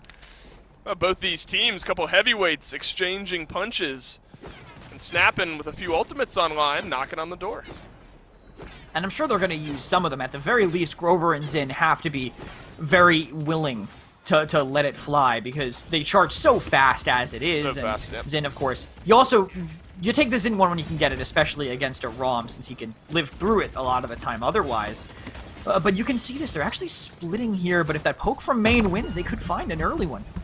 Ooh, Penguin, he goes low, but Some nice healing from the Grover will keep him alive. Yato Acosta goes down. Now's the opening for Snappin' if they're able to force the issue. But look at the health bars, top right there. 3 members of Snappin', now 4, down to about half HP, and that's going to burn the Whirlwind. Suddenly the go button has been pressed, but instead of going anywhere, Snappin' just to have to hang out where they're at. Does Woodnock feel comfortable enough using the Hexafire? Not now. He'll dash away instead. A little self-sustain maybe keeps him alive there. No combo on the through time and space to be seen here, so that one wide as well. Both teams kind of dancing around the issue here, but no kills on the board. No one really able to commit. It has to be something, and an aggressive arm might be that one thing, Dave. It sure wasn't, though. I'm expecting the 4 grouped-up members of Snappin' to just get decimated, and the opposite happens, where a couple shots come out and then get canceled by Yato Acosta. Stalemate is where we're at. We've seen that Whirlwind used, and sort of to your point about how quickly it charges, that was, what, 30, 45 seconds ago, and he's already halfway to having it back, and then some, 60% now. But now you're in the territory of all the rest of those ultimates will not charge up by the time the next mid-fight is there. So if you're going to push this in, you better be sure that it's going to get close if you're going to try to use some of those ultimates. 8 seconds left, looking like an overtime at least on the horizon here. Yeezy PogChamp have not given up an inch of space since Snappin' have made their way to exactly here, reincarnated at 78 HP, will survive. But unfortunately, no overtime touch. So Yeezy PogChamp knocking on the door of game 1 here with a 3-1 lead. Snappin' have to play so cautious there. Once you get to the very end, you just can't really afford to commit into a Strix, especially one that is invincible. Effectively, Mwadak is 1 step away from his spawn door that entire time, as anytime he doesn't want to take damage, he'll just take 1 step back. You can't dive him, so you don't really have anyone else to collapse on that well. Sin Cara will get away, Matthew will get away, Yato Acosta is always above you, so he's not really a viable target anyway. Snappin' have no one to isolate most of the time when they play that close. I'd say it kind of has to be a little bit on Woodnock and Penguin baiting on the side. As soon as someone on Snappin' goes, on Yeezy, goes, maybe we can take some ground, maybe we actually have a chance to make it in, they take 2 steps too far forward, then they'll fall. But Matthew, the one who gets baited in this time, and 2 kills from ults right away, go towards Snappin'. Yeah, that is a brutal start now if you're Yeezy PogChamp. You've lost Matthew and Yato Acosta. Couple guys on either end of the ball that are now back and respawning, so Snappin' in a commanding position, and they still have Hexafire, and they still have Whirlwind. Yeezy PogChamp do have some tools to get back in, but the Dome Shield is going to have to come out onto the point a little bit later on. Sin Cara has to burn a lot of his positioning just to get in range. Overtime is on here. Yeezy PogChamp still a chance. Watch out for the Dome Shield. Maybe comes out in time, but Matthew gets burnt down as well. Snappin', they've established control around this mid, and they'll capitalize now. Looking for a tie here with a push. A classic use of that Hexafire. Just put yourself right next to a wall and then force them to commit to you when there's just too much damage to actually walk into. Those 2 executes were cleaned up on so quickly by the rest of Snappin', and I like the use of the rest of what they had there too. I think that Whirlwind to keep him going as the fight went on was perfect, and they're doing enough damage to almost have that guillotine already again. Penguin could use it now if he really wants to keep this snowball rolling and maybe stop Sin Cara from putting this pressure up in the back. And now's the time if you're going to turn things around if you're Snappin'. I mean, there's still 2 minutes left, so you definitely don't have to sell out for this specific moment. But big pushback now from Yeezy PogChamp, and this has got to bode real well for you, I think, if you're on the defensive end, especially if we consider where that cart stalled out for effectively an entire minute just a few moments ago, and it's only halfway there right now. So no game to win for Yeezy PogChamp just yet, but suddenly this defense has come alive and kept Snappin' right where they are. I'm going to say that I think once it's this close, if you can get around that last corner in an overtime, it's definitely doable. It's just bursting through that last choke that's hard, but with Penguin going down and the card going even further back, the chances of that become less and less likely by the second, basically, as Snappin' actually might have found Sin Cara isolated, and they have a Grover and a Con in the way, and that root hits Sin Cara. Now he's kind of trapped, and he'll fall. Well, so this is the moment here where you need to make up this ground, I think, if you're Snappin'. You got yourself a small advantage. You're starting to work yourself in. This is going to dictate how likely or not you're going to be able to convert on this payload. Some respawns coming back through now. Both teams equal strength. Some things to change maybe down the stretch here as the cart reaches its final resting point on the previous push attempt for Snappin'. All 5 ultimates will be ready. Remember, Snappin held the trigger on all of their ultimates except that Whirlwind last time. That might be what you have to use. But you don't want to go into a 7-7 mid without your ults. Yato Acosta goes down. Suddenly it's a 5 versus 4. Suddenly it's a 5 versus 3 as Stigma has weaved his bolts through for a couple of kills here. Matthew has to back himself away. Mwadak now is staggered out. Watch out for the Rom. 3 seconds left on his respawn. Matthew, Commander's grabbed rather, up and over. Look at the brute force that Snappin used there. Just a couple of individual picks make all the difference. I mentioned not getting a little overzealous, getting baited in, and that's exactly what happened to Yeezy. Yato, he's got to be feeling good because he's performing fantastic so far in this game, but he just took a fight he didn't need to. He walked a little bit too far forward, even with Sin Cara backing him up. A little bit of CC. Andro is not that healthy. He just got burnt to a crisp by Stigma and Penguin that were holding on that side, having everybody collapse at once. Then it was just methodical from that point forward. Bones cleaned up even a decent amount of the kills there on this Grover, out damaging the point tank Barrack on the other side. Right. Grover, this is one of the reasons you want to pick him up, right? Great CC, great healing, even outpacing Ball and Berry, who's also on a pretty long streak here. Snappin with 2 execute ultimates available and in the tank. If those hit, I find them hard to beat out, and they caught Sin Cara first. Wow, what a phenomenal target for that overpower as well. Sin Cara down. This is exactly what Snappin did to start off the last mid-fight, and they never really looked back. Suddenly, Yeezy PogChamp not feeling as comfortable as they did when they were up 3-1 here in this game, as Snappin have turned things around. Hexafire, Spite, Whirlwind, still ready to go for the red side, with Yeezy PogChamp having 3 ultimates on theirs as well. Can Sin Cara survive just for a moment? Penguin might have to use the Spite here, chooses not to, as 60% is now on the payload. Oh! But Ball and Berry, big double snipe. That's going to give Yeezy PogChamp a massive advantage here. There's a Void Grip up as well. Stigma, the only kill getting turned around, and suddenly Yeezy PogChamp have stayed alive. A triple kill from Wadak. Oh my god, that's so unfortunate for the Penguin. Maybe Yeah, if he sucks. it was a little bit more willing to commit that ultimate there, he could have killed Sin Cara and not rotated back around. Then they have at least an even number, but he holds on to it and on the rotation pack ends up dying. But Sink, he might fall here, but the Soul Armor will keep him up through that guillotine. Now it's on the rest of Snappin to be the ones to find that kill. Here comes Hexafire, but the Dome Shield down at the exact same time. This decides the game here. A couple big trades. Snappin down 1, Yeezy PogChamp down a couple. Suddenly things may be tilting back towards the red team. The tug of war continues on. Overtime is here. Sin Cara, he might have to juggernaut his way back on, but does he have the legs? No, he doesn't. Snappin turn around a 3-1 deficit. They'll take game 1 in 7. Just a ridiculous retake there near the end. Dome Shield on the point wasn't enough for Matthew there. He lives a little bit through the Hexafire with it, but the shield ends up being so low, they just walk into it, take him down as that fight goes on. Tough game for him, but a close one, I think, in general here. Very. Woodknock with low deaths for a Ruckus, but all the KDs are pretty close. The only 2 players really are really out and screaming with what they were able to do. That's Yato and Stigma. One for each of them respectively, but the tanks on Yeezy PogChamp really struggled to stay alive as the fights went long. Yeah, brutal. I mean, look at Sin Cara and the way that final fight went for him, where you walk in and you get overpowered immediately, and then you survive, but Penguin kind of kept you in check over on the right-hand side, and then you have to sprint back in. I mean, there's just so much burning happening on the attempted gap closing that unfortunately didn't work out for YPC there in game number 1. Splitstone Quarry. Game number 2, a map where we've traditionally seen some longer series, but in the one that I casted today, it was a quick one. Yes, Splitstone. Well, this is was that the quad DPS map? I can't. No, that was Frog Isle. That was quad. Yeah. Yes, this was the solo tank Ruckus map, which is effectively the same thing. I don't expect either of these teams to do that. I'll say. Definitely don't want to play that solo tank Ruckus. I was actually kind of surprised to see the Ruckus in general. I liked to see the way that Snappin played it last map. Right. I wouldn't be surprised to see it here. Again, Woodknock can definitely run out of control with it. But Splitstone, it's a map that I think prioritizes flankers quite a bit. Obviously, Andro will be important as well. So Yeezy, I think they're going to want to get Yato back on that character. Yeah, I tend to agree with you there on that one. Different ways to play the map for sure. We've seen...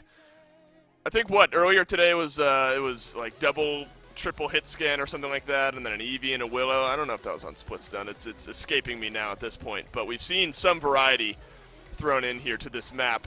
Andrew is important, Krez, but for all the wrong reasons here, Snappin will take him off the board. Yeah, I'm not shocked. I gotta say, definitely not shocked to see that happening. Yado on this map on Splitstone is very, very good, and they're gonna get rid of Sky too. Both of those characters are playable by Yado and would have made a big difference. That whether it be by the healing or by pure frag potential in Io, I guess we will see that level of priority. Just not important on Shattered, but good enough on Splitstone and find the way to the ban column. As Snap and get that Makoa in return, that shielding will buy them a lot of ground inside Quarry. It is interesting following the different regions and where the IO priority arrives, and here in North America, at least through the 2 games now we've been able to watch, seems maybe more map dependent than anything else. Makoa first pick, that one's strong there, but this has been the answer back now twice in a row. Akan on the other side. Rom's still available. What do we think here, Krez? Splitstone Quarry, maybe a map that caters better to a Makoa or a Khan, but neither team have swooped up the Rom just yet. The Rom, it can work, but I think it's going to be really hard. Like, Yeezy at this point, if they pick it up, it's going to be so hard to play. You're playing Rom into Makoa, Grover, Cassie. Right. That's like that's a nightmare scenario, honestly. Even though, like, maybe it's only worse if they also have Genos. But Yeezy, they can't pick it up at this point. They're going to have to... If the Khan wasn't their main tank already, they've pivoted towards the off tank now. They have to stay out of that area, but they don't really have a great answer for that Rom either on the side of Yeezy. If Snappin could pick it up for themselves now and only really worry about that overpower getting charged up, but they probably won't even have control of the inside as is. They're going to need a blaster to make it happen, and Snappin know that, so they'll get it for themselves. Whether that's main tank or off tank, it will be able to get in there and pressure that Strix. It's the old 8th pick Rom here for game number 2 on Splitstone Quarry, and then Willow. She'll arrive yet again here today. We've seen great games. I think Alex was, 10-0-10 in our first set of the day on Willow. Bordering on disgusting the way that guy played today. So the potential of this pick is absolutely strong. But how about the potential of this pick here, Kreznik? Easy PogChamp are going to round out their draft with the Drogos at a casual 3% pick rate. It's not going to be the worst here, right? It's not going to be the best, but it'll be okay. I'm assuming this is going to be like a Worm Jets, hover against the wall, spam down onto the point. But I think they needed inside control. I don't know if outside and sniping with projectiles is really what Yeezy were looking for.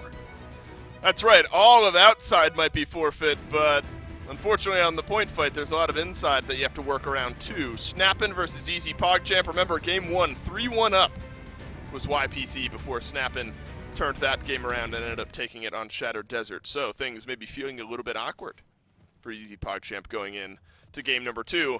And that's such a good conversation point where we've started to see mobility really prioritized here on this map, because sometimes it just seems like if you can position yourself away from that Strix and then move around the fights well enough, without even killing him, you've already done enough to mitigate him. Yeah, that's a way to do it, but you know, he can also rotate to meet you, so it definitely becomes kind of a calm situation where you figured how you want to play it. But actually, what is going on in the back line? Is that a Drogos diving the Willow? I think Drogos actually went and took their high ground in the back and forced them down, but no, he rotated back out just straight above them and no way to deal. But in terms of damage, he's made it hard to really connect much. It's true, and the question always with this sort of thing is who is going to be able to gun down this Drogos when he's free flying up and above. Stigma on this Cassie might be the obvious answer, but Cassie wants to be playing beneath these bleachers right behind Woodknock. So if Yado Acosta is positioning himself right here, he might just have free reign over the left side of the map. The Willow's going to have a hard time plugging down a lot of damage. Stigma eats a full volley there, and Penguin finally, once the Dragon reached closer to the ground, was able to spread out a little bit of that damage. So 1-for-1 trade. Maybe the right side feels a little weaker for Snappin, but the air definitely a little weaker for Yeezy PogChamp. That's a hook back in. Won't get the kill this time. Barak tough to burn through. Slow, drawn-out fight here. Neither team at 50% yet. Yeah, they can just keep getting back on the point with this half shell, though, and if they don't want to shoot it to give him the cooldowns, he buys a lot of ground here. I gotta say, though, shout out to Penguin for connecting those air shots onto that Drogos to get those kills in the first place here. But now this is tough for Matthew. Forced out, and the shield defensively means he won't have that shield offensively to get back on this point after.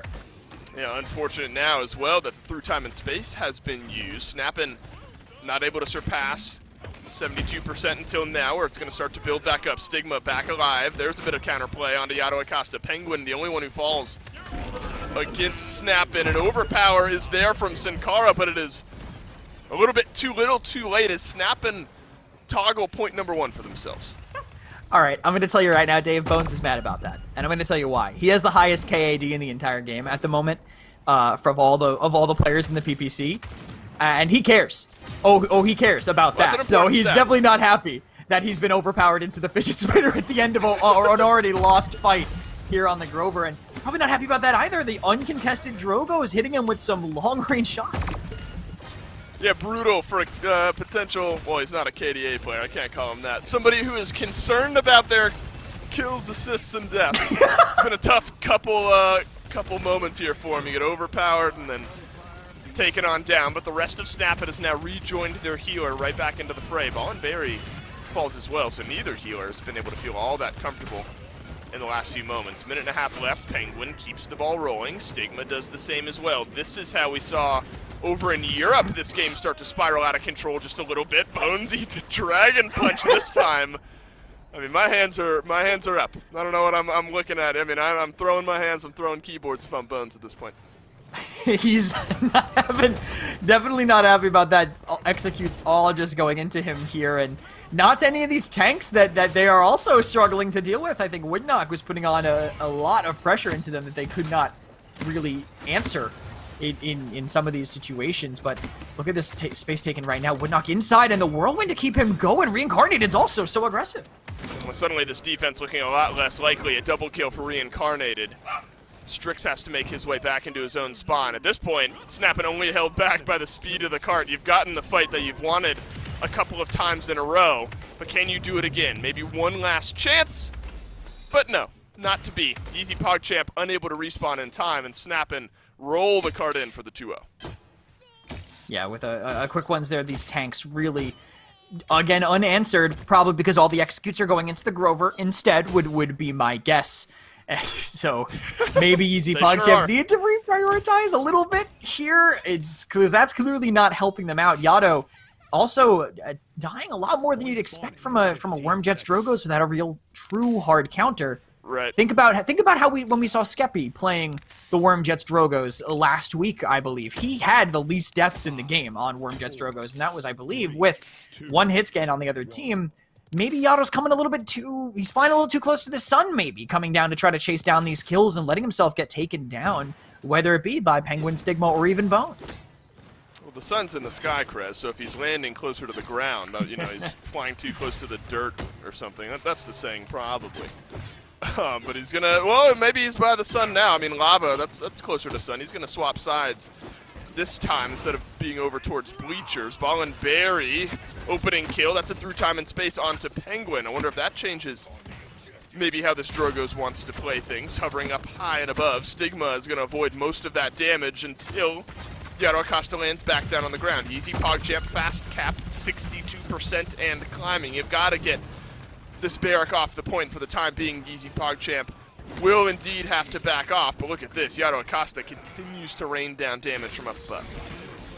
And having to disengage here too, but when you're all outside, no one's inside to help Sin Cara. He, even with overpower, will get knocked down and sent away as they're all kind of reeling back here from this pressure. But look at this flank by Stigma. He doesn't end up finishing the kill, but that's time that the Barrack needs to get healed up with only a Genos really to do it on the side of Yeezy.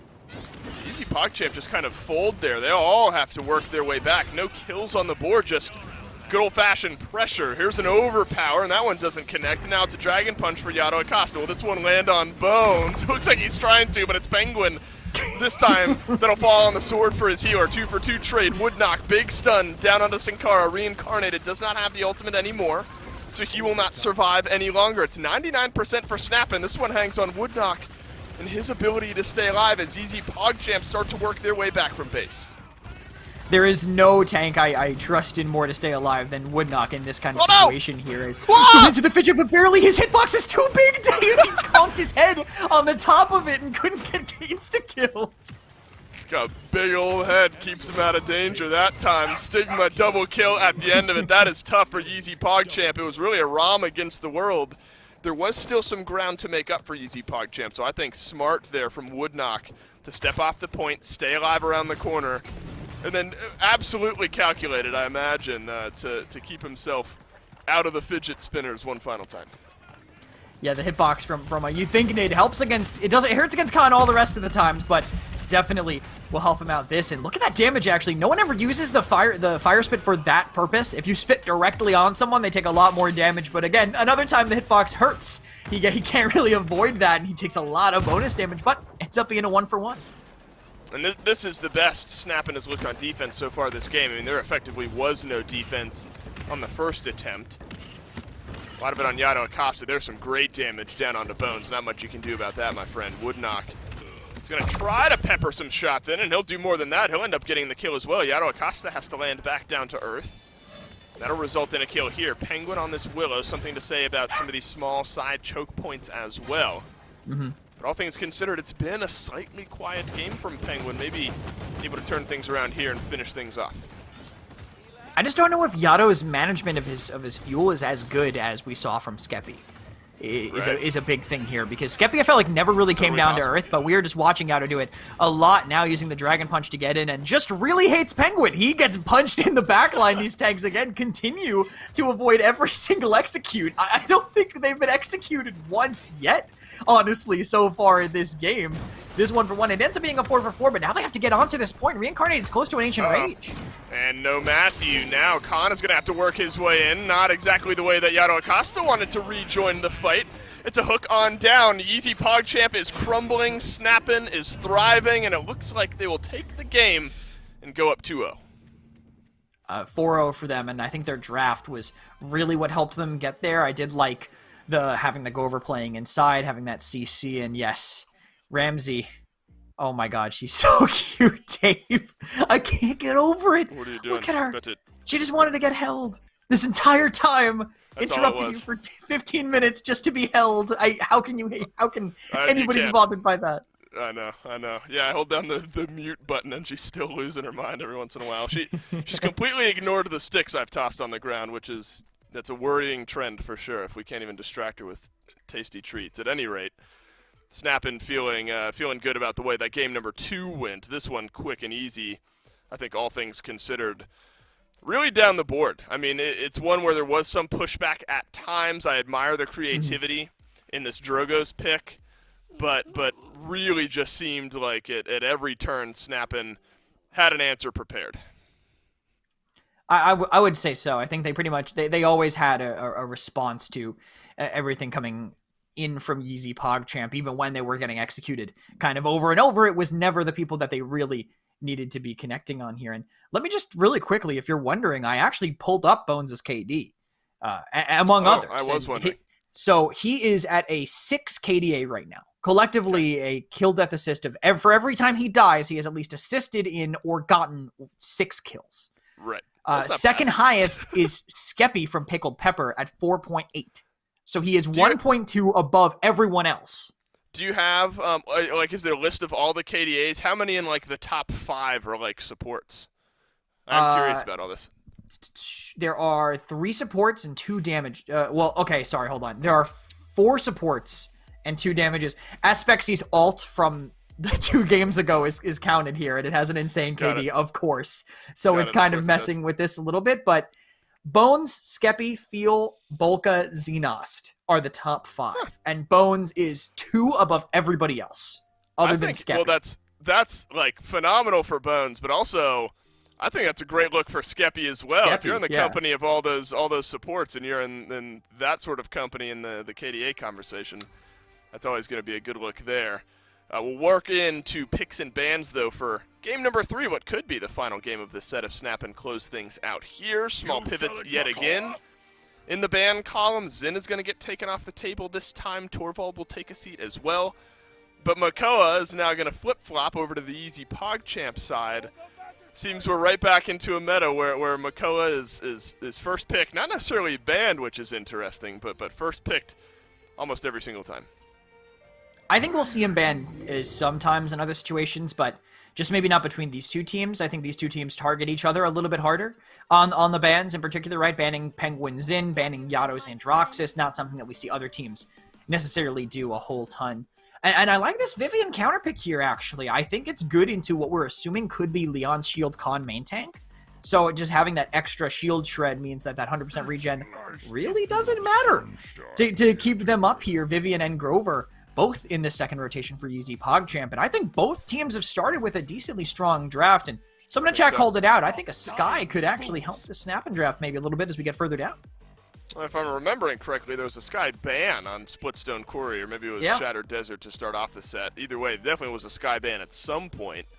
Some teams really like that play style with the Smoke and Dagger and the way that talent can kind of change things up there for your team. So yeah, absolutely. Maybe there's a world here where Sky could slide into one draft or the other. Bomb King doesn't always need to have a Torvald at his back. A Rom and a Khan will do just fine in opening up some of that space. I mean, aggression, Krez, seems to be the name of the game here for Snappin' and what they've drafted, and I don't even necessarily need to see the 5th and final pick. I imagine it's going to be something that can fill up that space as well. Yeah, for sure. If they want to be able to get aggressive with this ROM, that would make a lot of sense. But Yeezy PogChamp have a ridiculous anti-ROM draft right now. I mean, Cassie, Grover, Makoa in 3. I think I called the exact same 3 out on the last map because that's what they do. They will shred through that ROM's health bar. Whoever it is, probably Woodknock, is going to have to deal with quite a bit. But all he has to do, I guess, is make room for this Kinessa. That's going to be Stigma. All right. Back on a comfort pick. If Woodknock starts struggling, just back up, and hey, who else would you want to back you up more than Stigma on Kinessa in a wide open field? Why do we think Kinessa here instead of the Strix? I just comfort pick, honestly. Fair enough. Straight up, I think it's just a comfort pick, and the ability to teleport over the bushes on the back of the map, right? If you want to do that aggressive flank play, only Kinessa can do that. Strix won't be able to give you that level of options on a mid fight.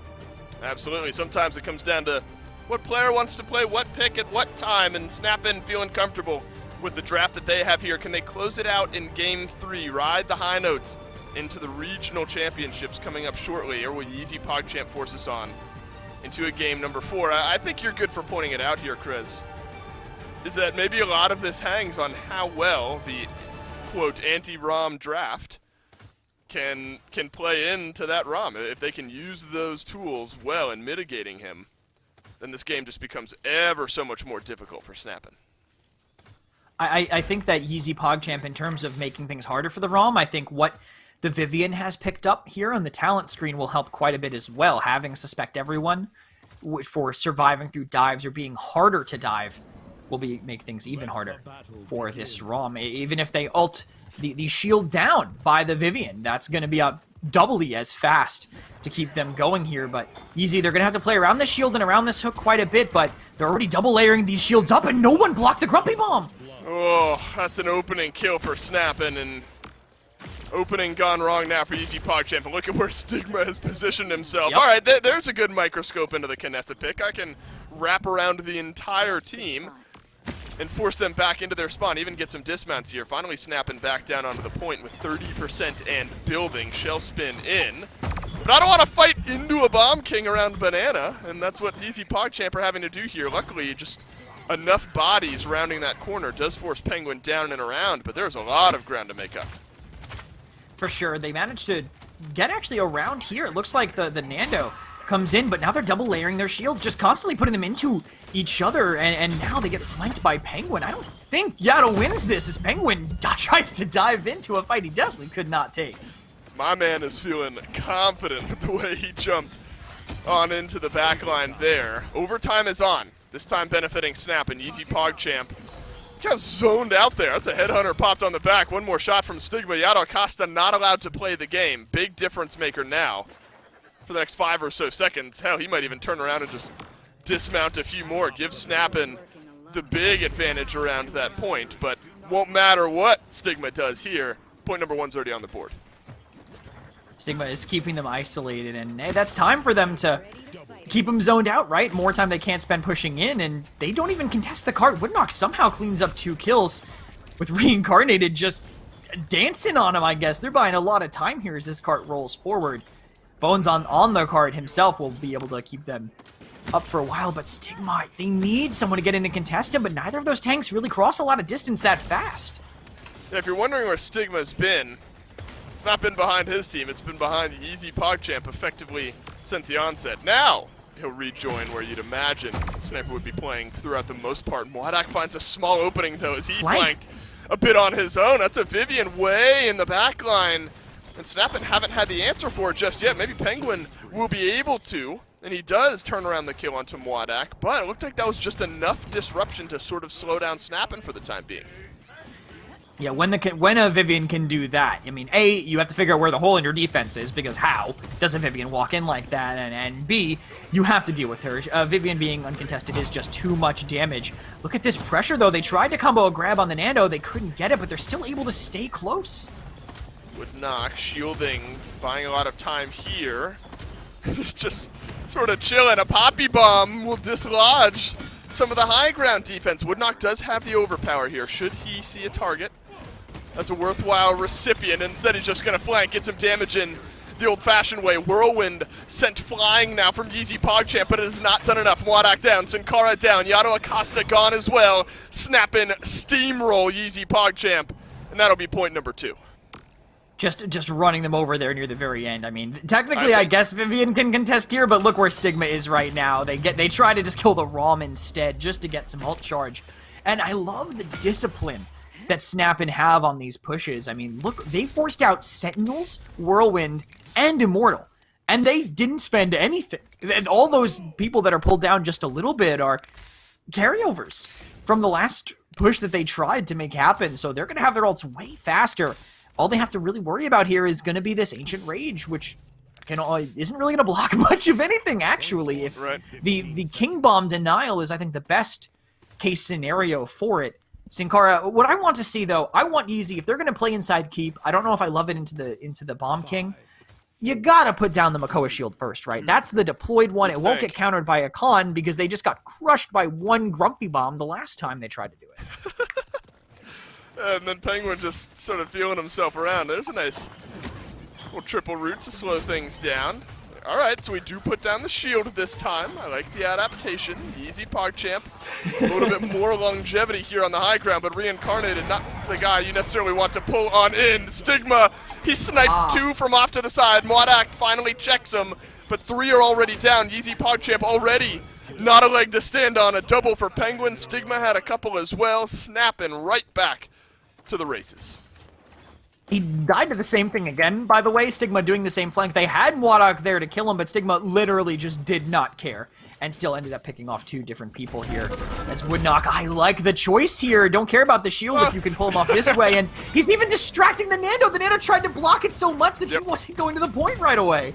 I mean, that is smart from Woodknock there. The patience to wait until the Fernando kind of gets juked out a little bit to send your target flying. Otherwise, the Vivian might have been blocked and stayed alive. Now Woodknock turns around, finds the Commander's grab. This is getting brutal for Yeezy PogChamp. Ballin Berry eats the savage kill from Penguin.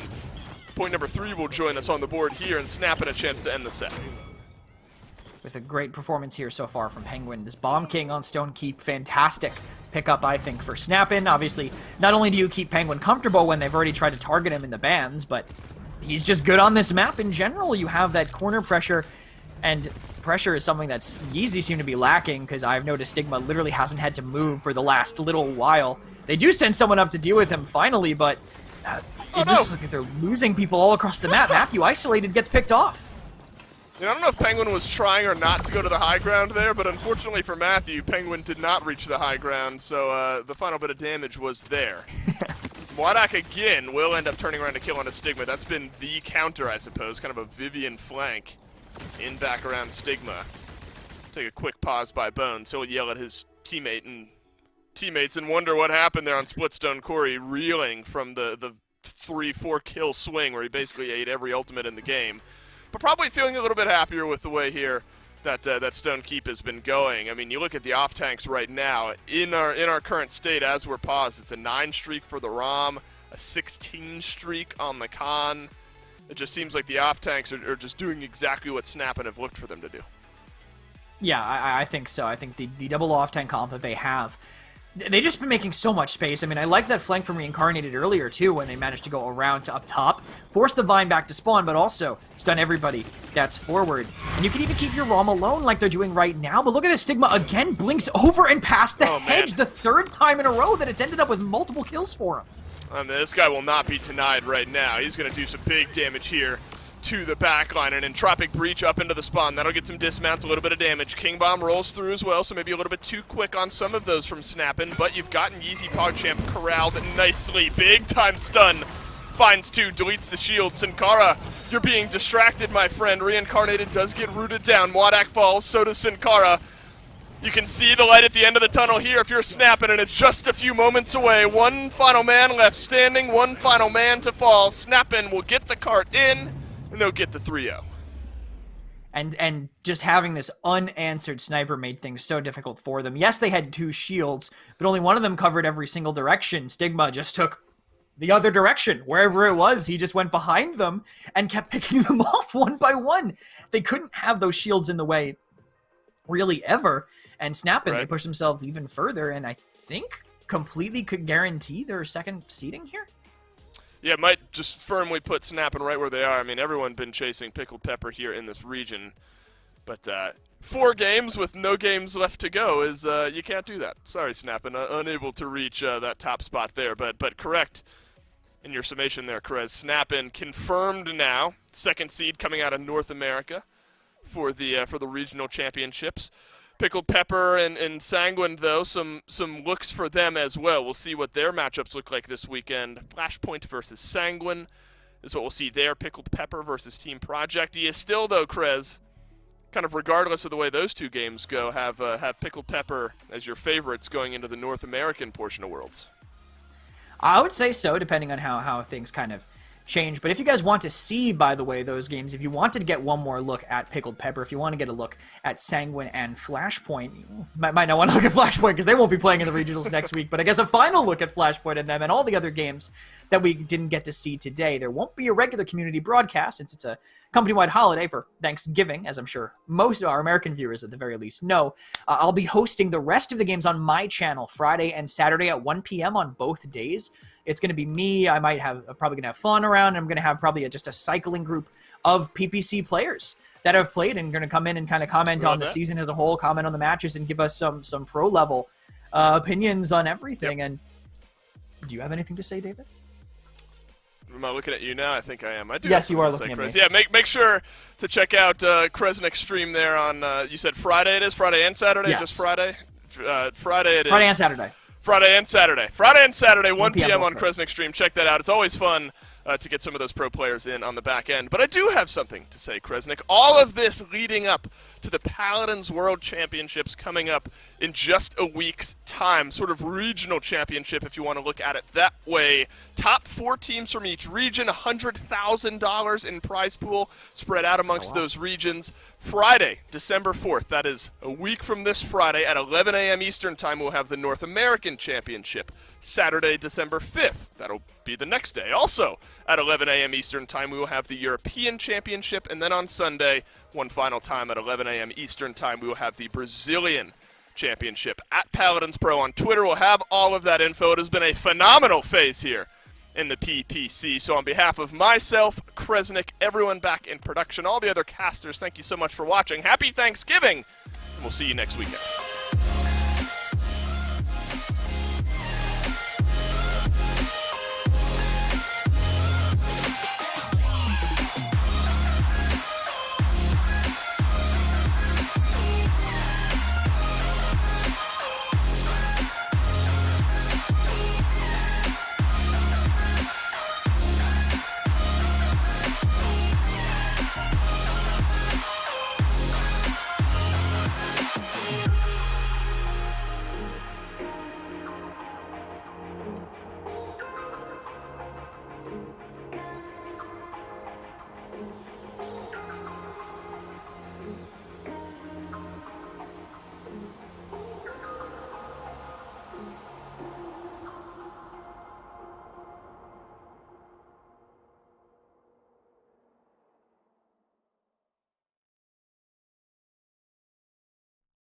My baby and I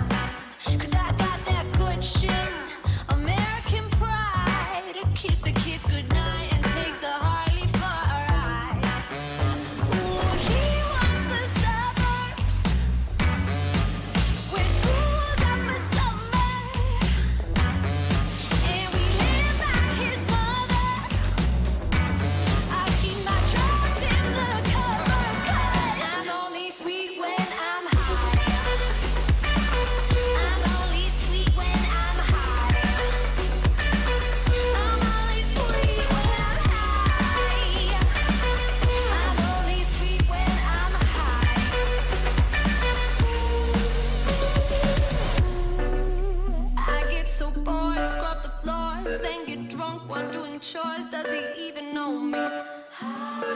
Ooh, I'm never sure when he'll be home. Get into trouble on my own. I don't get lonely. Ooh,